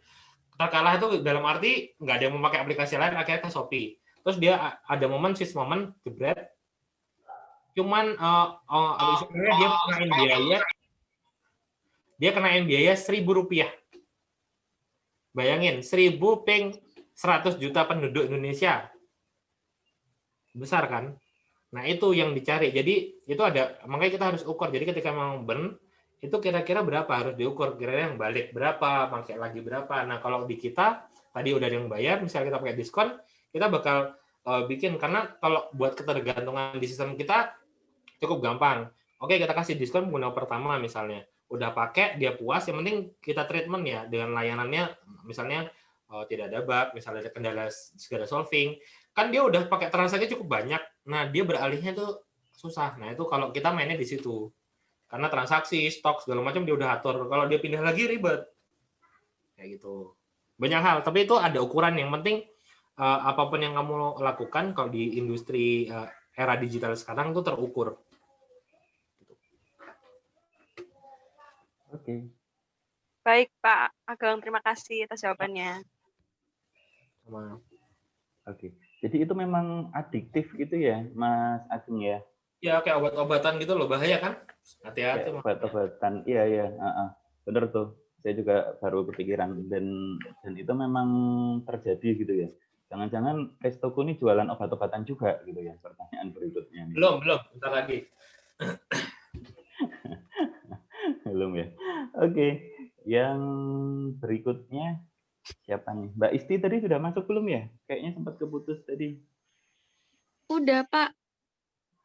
Kamu sudah nyalain video belum? Belum nongol nih di tempat saya. Udah nyala, udah nyala, Pak. Langsung ke Bro Ageng. Videonya udah nyala juga, Pak ya? Siap. Jadi gini, maaf tadi kan sempat kepotong. Jadi saya mau tanya gini, Pak. Kan tadi saya juga sempat baca di webnya Restoku sendiri. Itu katanya meluncurkan fitur PO SDM. Jadi tujuannya untuk merekrut kayak karyawan-karyawan agar lebih efektif gitu kan, Pak ya. Setelah itu tadi kan saya juga menyimak pada layarnya yang tak melulu teknologi pada poin yang kedua, bahwasanya SDM itu sebagai case. Nah, apakah itu bisa menjamin bahwasanya ketika nanti kita mengikuti ataupun kayak misal menaruh ya, misal ikut kayak di open recruitment di situ, nanti kan posisinya kan ditaruh di beberapa UMKM yang memang membutuhkan seperti itulah. Itu apakah menjamin bahwasanya turnover intention itu juga rendah? Apa memang kayak tergantung sama kita ditempatkan di tempat yang A ataupun di tempat yang B tadi? Gitu. Oke. Terus gini Pak, sebentar. Gini, terus kan kalaupun misal kalau kita interview langsung ya, itu kan biasanya bisa dilihat dari cara komunikasi, bisa dilihat dari kata di fitur Restoko, semuanya bisa dinilai dengan baik seperti itu. Terima kasih. Mbak Isti, matiin videonya aja deh. Yang kedua tadi putus-putus. Diulangin lagi coba. Dia memang pakai aplikasi berubah suara jadi suara robot, Mas Adi. Enggak ya? Mbak Isti barangkali. Yang kedua diulangin, Mbak, minta tolong. Tapi dimatiin aja videonya. Saya bantu matikan. Sudah. Yang kedua diulangin. Jadi gini, yang kedua tadi kan saya mau tanya gini, Pak. Itu kan kalau wawancara ataupun kayak interview, kayak misalnya ada open recruitment, itu kan sebelum ada pandemi ini kan offline lah. Apakah ketika kita mengikuti open recruitment pada fitur Restoko itu bisa menjamin, dalam artian kan biasanya dinilai dari cara komunikasi, personality, apakah fitur-fitur di Restoko itu bisa memberikan hasil yang terbaik dari pas open recruitment-nya tadi, seperti itu. Oke, siap. Oke, thank you. Jadi untuk aku jawab yang kedua dulu soalnya yang pertama aku lupa. Jadi untuk menjamin masalah itu kita menjamin, Mbak. Jadi kita bahkan menjamin kita dari awal mereka masuk SDM, karena kita sebenarnya ada dua bentar anakku. Misalnya kita itu layanan itu sebenarnya ada dua tahapan. Jadi yang tergolong masuk satu paket itu si klien secara aktif mencari dari database. Nanti kamu bisa download deh di Restoko. Jadi di recruitment itu bisa nyari nih sesuai posisi. Misalnya nyari di Sidoarjo waiters. Nyari dapat panggil kamu secara aktif bakal interview. Itu layanan yang udah include di premium ya. Nah, kita juga menawarkan itu based on permintaan klien karena mungkin UKM sangat lebih sibuk daripada presiden ya. Itu pengen ini enggak sekalian di maksudnya di interview segala macam. Oh, ya udah kita bikin. Nah, itu kita ada namanya request. Jadi setelah memang pingin itu ada tombol request, itu modelnya kita kayak beli koin. Jadi satu koin itu satu orang. Dan kita menjamin setiap orang yang kita rekrut, kita tempatkan nantinya di sesuai lokasi, itu kita menjamin dalam rentan sebulan, ketika memang itu tidak sesuai, itu kita menggaransi kita bakal nyariin lagi. Karena dalam sebulan tadi kan ada probation.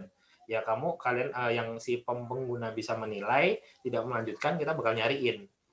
Tapi dengan catatan tidak sesuainya dalam arti apa? Dalam arti misalnya attitude, kalau misalnya kelewat, tidak terdeteksi, itu nggak apa. Tapi jangan sampai hal-hal yang sifatnya ini gara-gara aku nggak suka sama dia, gara-gara ini bekas pacar aku misalnya. Nah, itu jangan.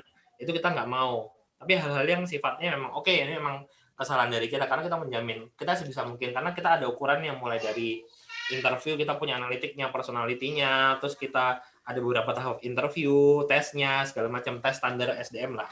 Karena kan SDM ini pun kan sebenarnya bukan SDM C-level atau manajemen level ya, jadi level 3 yang mungkin basically kayak waiter segala macam, cook kitchen segala macam yang kita masih bisa kelola.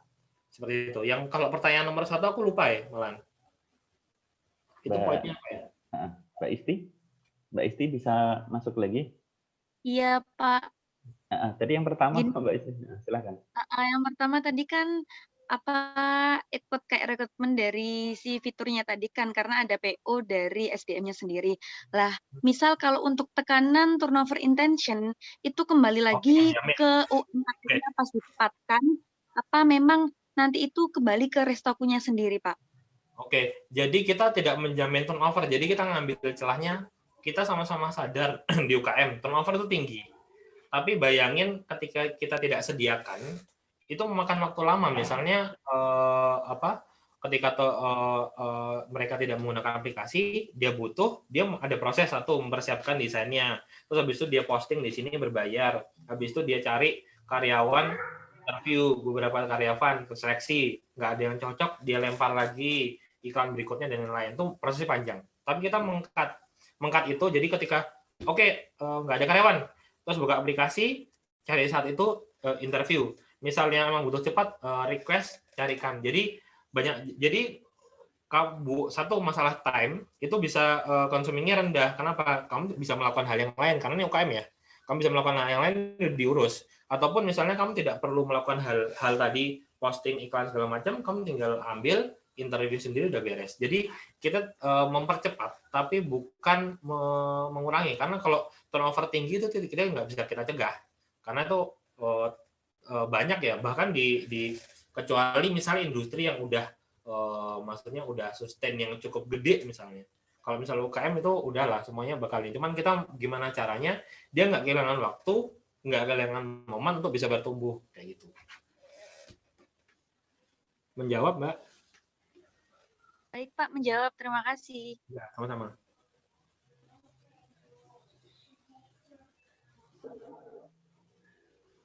Oke, Bu Evita. Mungkin ada pertanyaan lain dari yang di chat tadi, Pak? Ada, Mas Hasan tadi. Halo, Mas Hasan. Oh, enggak, ini Pak, Asiatun Nadia. Oh, ada ya? Oke. Oke. Nah, silakan, Bu F. Ada nggak orangnya? Mbak Aisyatun? Daripada dibaca? Ya, oke. Silakan disampaikan pertanyaannya, Mbak. Kan biasanya itu di dalam pengumuman lowongan pekerjaan, syaratnya itu kan harus mempunyai pengalaman bekerja dalam bidang tersebut minimal 1 atau 2 tahun. Nah, untuk pelajar atau mahasiswa yang baru lulus itu kan belum mempunyai pengalaman. Tetapi belum punya pengalaman kan bukan berarti mereka tidak mempunyai skill atau keahlian dalam bidang tersebut. Nah, untuk bagaimana cara mengatasi hal tersebut bagi pelamar pekerjaan yang belum punya pengalaman tapi mempunyai skill dalam bidang pekerjaan tersebut. Bagaimana, Pak? Bagaimana cara mengatasi hal tersebut bagi pelamar pekerjaan yang belum punya pengalaman tetapi mempunyai skill dalam bidang pekerjaan tersebut? Oke, siap. Terima kasih. Pertanyaan bagus, Mbak. Jadi, tadi siapa? Mbak Aisyatun. Iya. Jadi ketika memang mencari pengalaman, cari pengalamanlah di saat kuliah, bisa part time segala macam. Itu memang kalau mau ngejar ya. Kedua, itu ada alasan ketika industri menyematkan tulisan butuh pengalaman, karena berarti yang ditargetkan bukan Mbak atau misalnya teman-teman yang baru lulus, karena ada banyak tahap. Karena posisi itu ketika satu misalnya ngomongin sales, butuh pengalaman bekerja minimal 5 tahun gitu. Ya karena yang dibutuhkan sesuatu yang bukan baru. Karena apa? Percepatan, Mbak. Ketika misalnya aku butuh sales, tapi saat ini aku memang butuh cepat, gimana caranya segala salesnya terwujud. Ya kalau misalnya aku anak baru, aku bakal banyak memakan waktu dan ini nggak bisa achieve di misalnya 3 bulan ke depan. Nah itu alasannya kenapa industri melakukan itu. Jadi satu yang tadi Mbak mungkin bisa dimulai dari nyari pengalaman dulu. Memang mau ngejar yang tadi, ketika enggak berarti memang bukan marketnya. Jadi bisa pilih cari lowongan-lowongan yang memang fresh graduate, dan itu banyak sih. Jadi fresh graduate itu sengaja fresh graduate mungkin oke, memang si perusahaan tadi nggak butuh cepat, memang butuh yang bisa dimasukkan ke value-nya pelan-pelan, pekerjaannya bisa pelan-pelan. Nah, untuk misalnya saya tiba-tiba memang kita mau grow lebih cepat lagi, butuh marketing gitu, yang udah pengalaman 5 tahun di industri besar, itu bisa aja. Tapi kan dengan harapan setelah masuknya itu bisa improvement yang sangat-sangat besar juga. Nah itu alasannya kayak gitu sih, Mbak. Baik, Pak.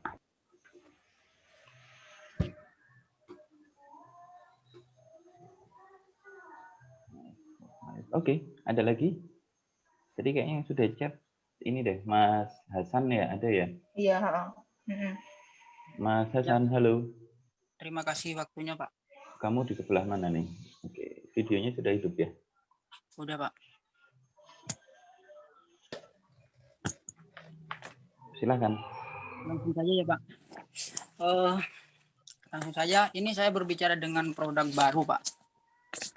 Tentunya permasalahan yang ingin saya tanyakan ini sangat terjadi yang bagi pemula. Suatu produk baru tentunya sulit untuk masuk dan diterima oleh orang. Kita sudah mempersiapkan keunggulan dari produk kita nih. Promosi yang kreatif semaksimal mungkin. Tapi orang tidak semudah itu mengambil keputusan.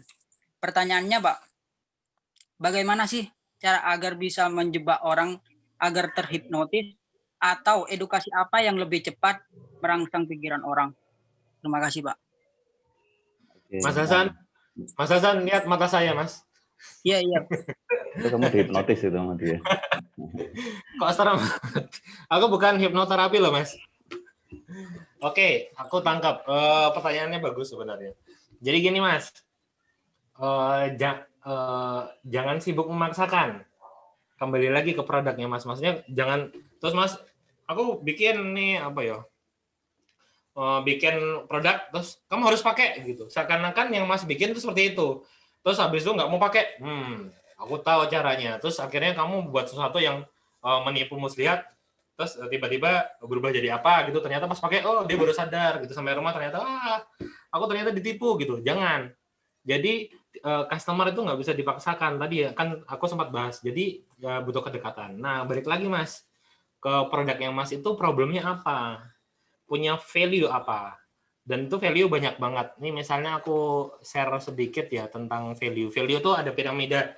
Ini dari Harvard Business School juga, tak tunjukin piramida value.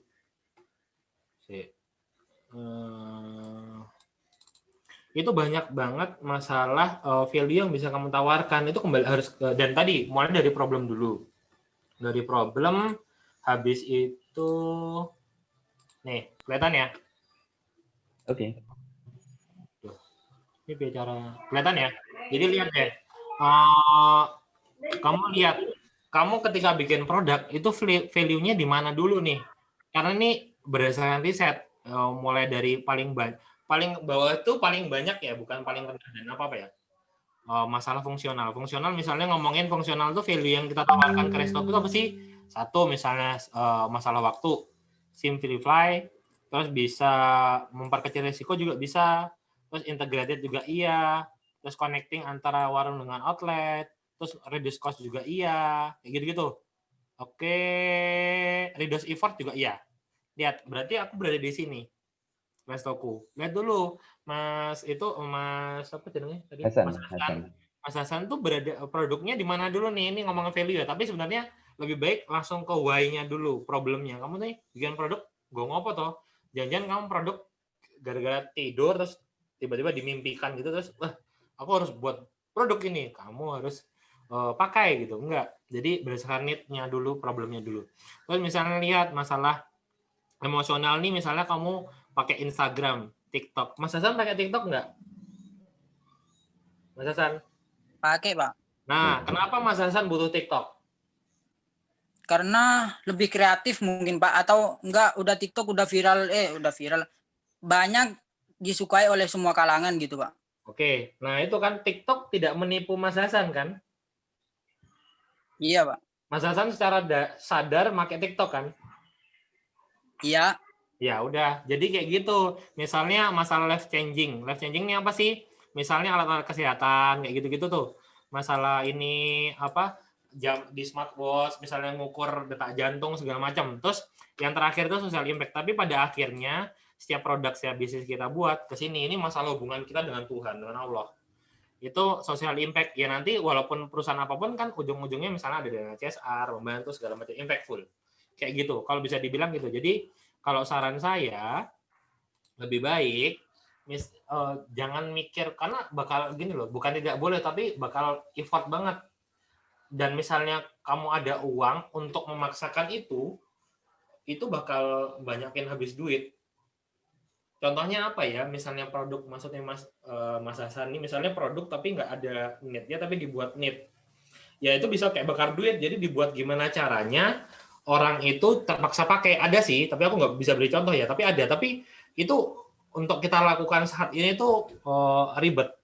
Mendingan mencari sesuatu yang oke, ada problemnya misalnya terus habis itu coba mencari nih value yang bisa kita kasih apa, habis itu di testing ke market. Oh ternyata ini, make dulu pertama. Habis itu kamu bayar nggak dengan ini? Oh mau berapa? Kayak gitu, jadi nggak bisa dipaksain. Ketika kamu ngomong paksain bisa aja sih, aku bilang bisa. tapi kamu effort banget. Karena apa? Ya tadi, apalagi kamu menipu udah nggak bagus. Misalnya kamu hipnotis gitu, terus dia teler, dia pakai, pas sadar malah marah-marah.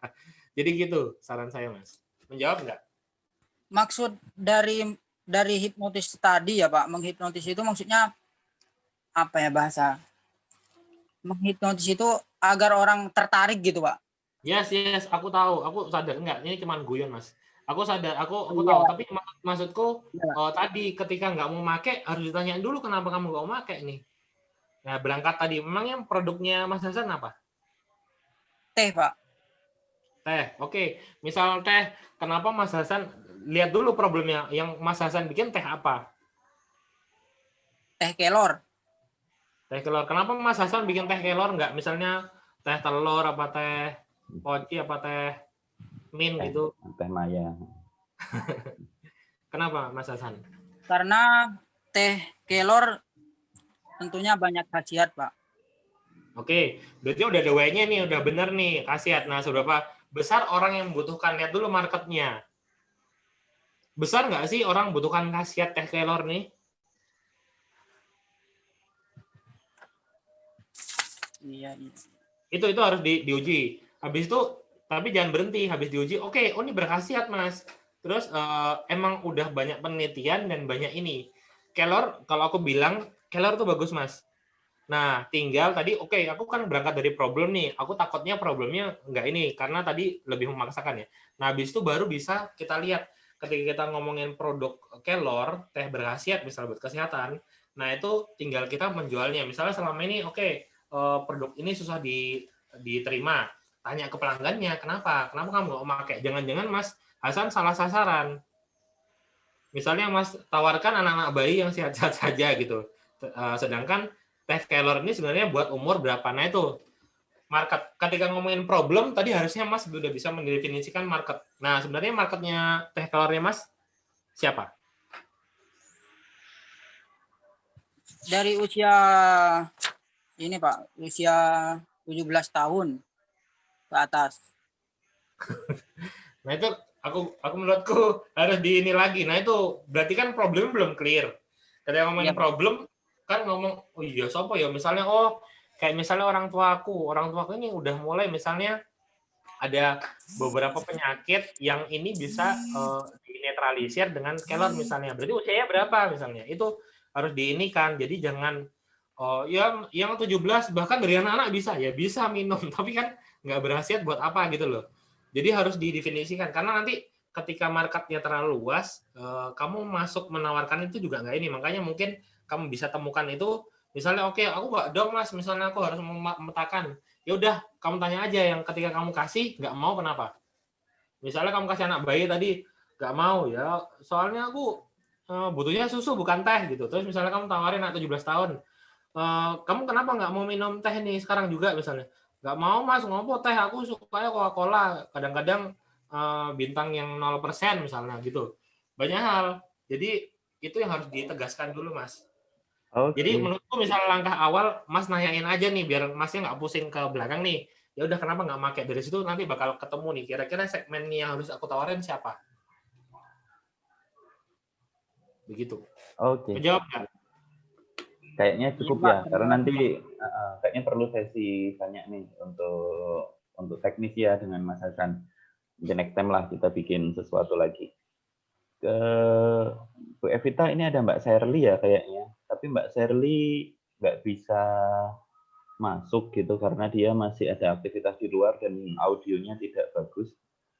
Boleh dibantu pertanyaannya aja, Bu Evita. Ini tak jawab, tak baca aja si Mbak Sherly ya? Sherly. Oke, melakukan restoko terhadap pelaku UMKM penghasilan menurun dari masa pandemi ini. Oke, banyak hal. Dari awal ini masuk, kita langsung survei ke klien kita, bahkan keluar klien kita. Kita temukan data, ternyata dari mereka memang banyak dibilang mayoritas tutup, dan ada yang tetap bertahan di daerah-daerah tertentu tapi menurun. Oke, habis itu kita bikin langkah. Yang paling cepat langkahnya itu apa sih kita bisa bantu, dan Restoko kan bukan lembaga keuangan. Terus kita bikin, apalagi saat itu yang lagi gencar kan metode filantropis ya, kayak misalnya donasi, penggalangan donasi ya. Ya udah kita bikin donasi. Kita collect yang kolega yang kita punya, sumber yang kita punya, terus kita klien-klien kita kumpulkan, kamu bisa produksi berapa, terus cek di areamu siapa yang membutuhkan makanan misalnya. Yang kita lakukan adalah akhirnya kita mengumpulkan dana kurang lebih ya alhamdulillah bisa 30 juta. 30 juta kita convert dalam bentuk kita membeli makanan mereka. Jadi kita nggak memberi bantuan dana terus bisa dipakai sembarang, tapi yang di Jakarta, yang di Surabaya, Jogja segala macam, kamu beli makan, dia udah mapping nih area ini nih, sini banyak terdampak pedagang-pedagang keliling, tukang beca, tukang ojek online segala macam. Aku beli makananmu, kamu bantu sebarin. Itu yang kita lakukan pertama kali. Jadi metode donasi itu alhamdulillah berjalan lancar. Yang kedua, kita sambil itu proses kita meriset, sambil melihat nih dari sisi government banyak melakukan apa, banyak melakukan PSBB, pembatasan wilayah. Nah itu membuat kita berpikir walaupun itu udah bisa disolusikan oleh Gojek ya, tapi ternyata apa? Pain yang terjadi teman-teman di kuliner itu banyak mengeluh ketika posisi gini, oke, banyak promo di Gojek, di Grab. Tapi persentase juga naik, presentasi komisi juga naik, itu kan orang ajar juga tuh. Ya udah kita tidak bersaing dengan mereka, tapi kita ngasih pilihan, kita berusaha ngasih pilihan membuat menambahkan platform tadi, mereka tetap bisa berjualan online, tapi sebagai pilihan juga ada GoFood, ada platform kita namanya Pesan Restoku, itu tanpa komisi karena dia udah include di subscribe awal. Nah itu alhamdulillah berjalan cukup baik, walaupun telat buatnya karena proses yang begitu panjang karena kita juga ngejar data dan macam-macam itu, tapi alhamdulillah udah rilis terus akhirnya digunakan. Jadi mungkin dan kita di masa-masa transisi itu juga beberapa mungkin ada yang UKM tutup segala macam, kita mencoba untuk membuat kelas-kelas kecil itu kita siarkan, itu kita memanggil beberapa termasuk membantu teman-teman yang masih existing. Walaupun sepi, dia untuk sekalian iklan, sekalian berbagi pengalaman dan mendatangkan beberapa misalnya dari pihak kesehatan, termasuk tentang dari tenaga dinas kekerjaan di Jogja, kita panggil ada hubungannya dengan prakerja, karena kita melihat otomatis banyak mungkin klien-klien kita ada yang mungkin 5 outlet jadi 1 outlet kan mesti ada yang dirumahkan. Nah itu biar ada solusinya nih, mereka tuh bakal dibawa kemana, kan ada solusi dari pemerintah prakerja tapi belum rilis. Nah kita panggil tuh orang dinas tenaga kerjaan untuk sharing. Nah itu dari situ dapat ternyata prakerja ini bahkan bisa untuk pelakunya sendiri. Nah itu kita share segala macam. Terus ada tentang tips-tips tentang insight bisnis ke depan, apa yang harus dilakukan, bahkan ada diantaranya pivot. Ya udah kita share masalah kira-kira pivot apa segala macam. Nah itu kurang lebih yang kita lakukan sih, Mbak Shirley. Jadi cukup, bahkan sampai sekarang pun kita selalu memantau teman-teman kita ini kita dalam memformat juga untuk membuat beberapa kelas yang sifatnya intens dan gratis untuk bisa teman-teman masuk benar-benar murni bisa masuk di dunia digital. Jadi nggak cuma kita jelaskan tentang Restoko, tapi misalnya kita bahas bakal tentang di Instagram, tentang pemanfaatan Google Businessku, tentang pemanfaatkan TikTok misalnya, dan desain. Ini yang kita lagi coba bikin kurikulumnya biar mereka bisa rasakan secara gratis dan mensupport juga, karena kalau mereka nggak paham tadi mereka nggak bisa secara penuh tadi yang saya bilang, jadi harus bisa secara utuh kayak gitu. Oke, luar biasa Mas Agung. Nanti teman-teman boleh nyobain juga ya biar tahu Mas Agung barangkali cara mengelola TikTok untuk bisnis dan seterusnya. Bu Evita. Ini ada Mbak Ula. Ya. Ini mungkin kayaknya udah mau ini ya persiapan Jumatan. Satu Ini kali pertanyaan lagi aja, habis itu Mbak Wulan, silakan Mbak Wulan.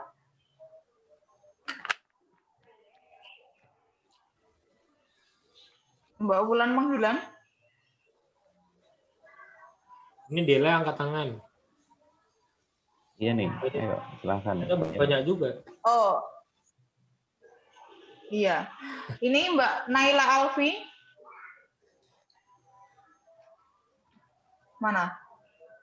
Nggak ada lagi. Angkat tangan aja ya. Mbak Maria. Saya jawab nggak apa-apa, Bu?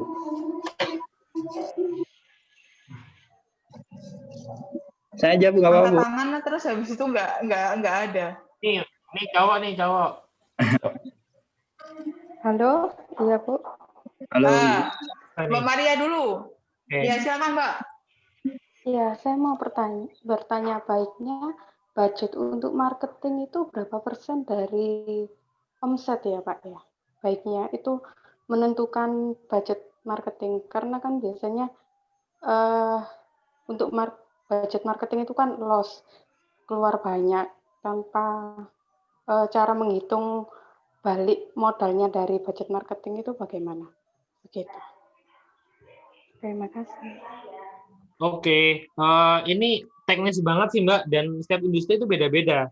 Dan kan perlu melihat lain-lainnya, tapi maksudnya paling gampangnya itu ketika kamu keluarin produk, paling gampang, paling enak, misalnya produk yang harganya 1.000,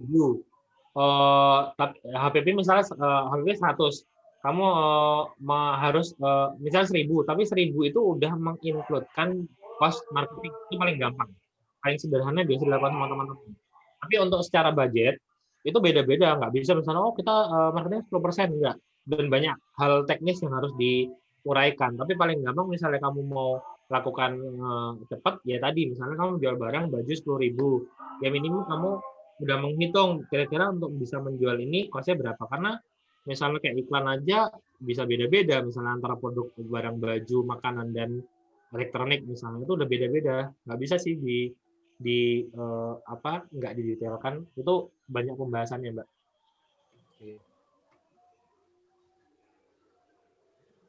Jawab ya, soalnya teknis banget. Tadi Mas yang satunya tadi terakhir,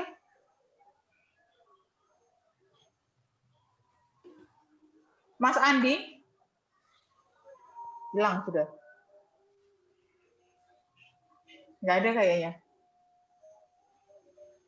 Jadi bertanya Mas Andi Prasetyo.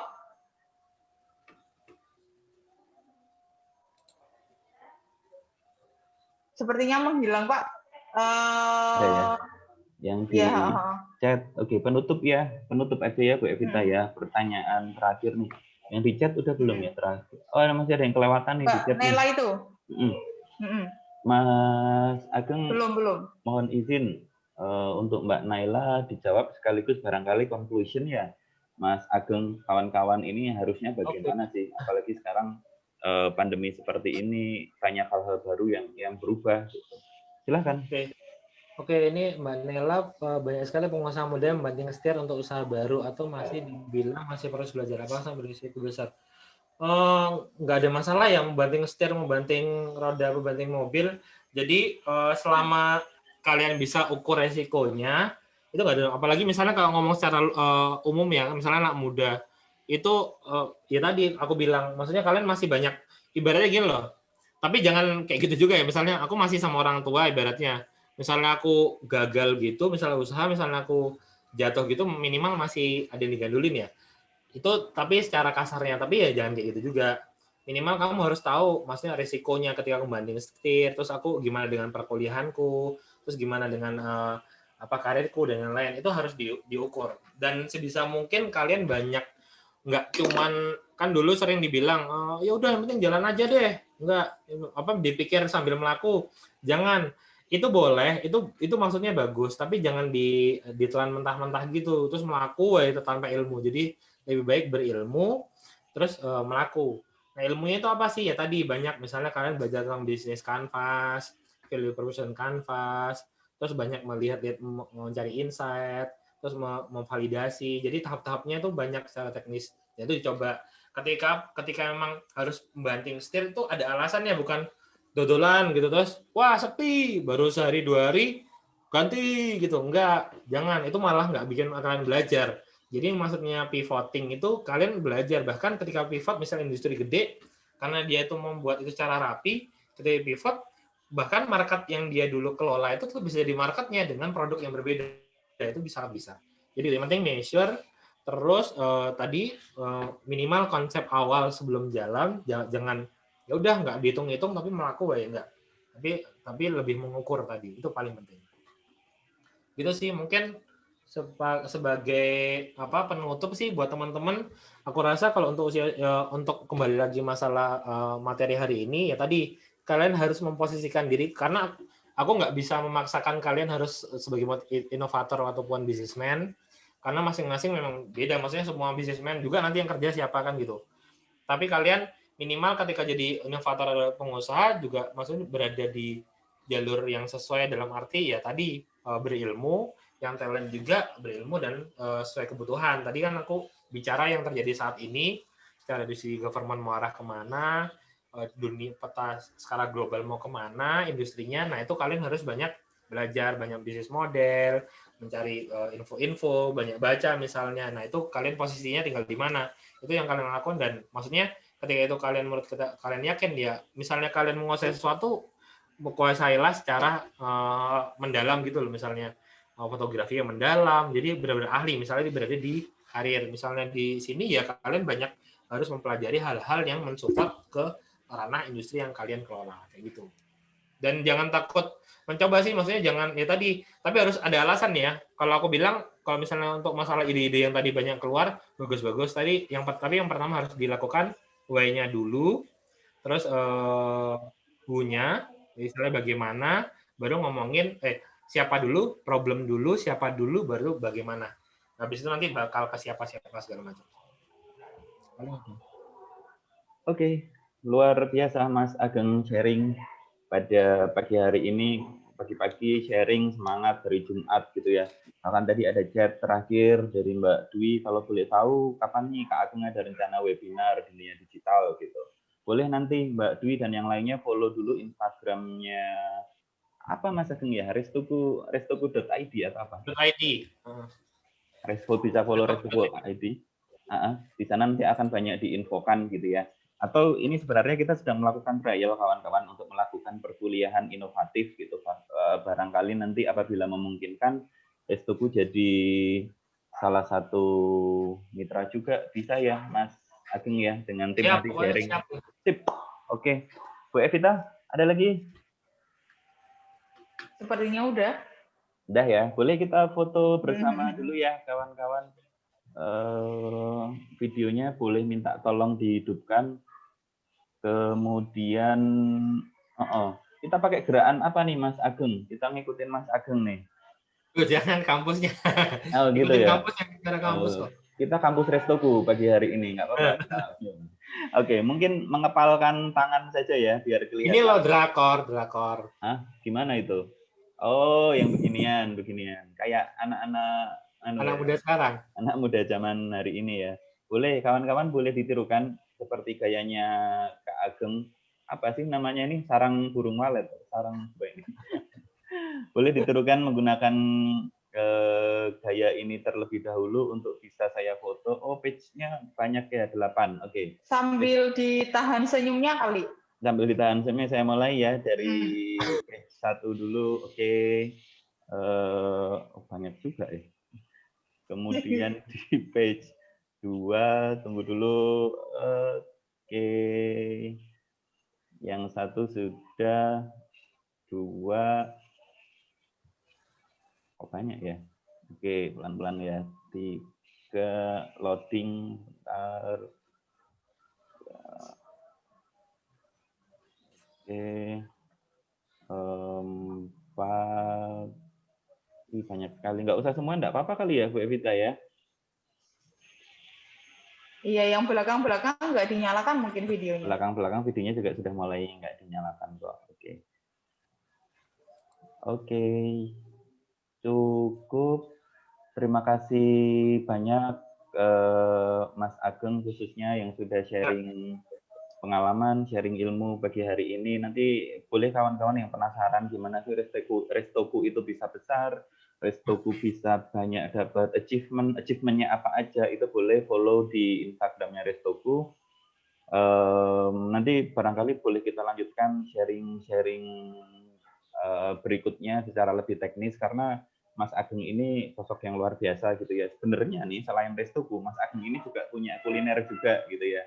Apa sih namanya, Bapak Aceng. Kemudian Mas Ageng ini pernah punya banyak usaha lah, kita bisa banyak belajar dari Mas Ageng. Mas Ageng juga punya banyak mitra yang bisa kita ajak kolaborasi bersama.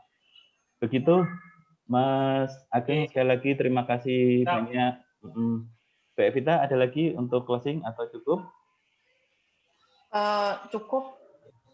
Cukup ya. Mungkin kalau ada ide tadi kayak ide usaha dan seterusnya kan setelah UTS, untuk KWU kan setelah UTS akan ada jalan. Nah, dipikirkan lagi permasalahan-permasalahan yang timbul yang kayak yang diceritakan sama Mas Ageng tadi. Oke, terima kasih banyak semuanya, Bu Evita, Mas Ageng, kawan-kawan semuanya. Oke. Sampai ketemu next time. Terima kasih. Selamat ya beribadah hari Jumat. Terima kasih. Assalamualaikum warahmatullahi wabarakatuh.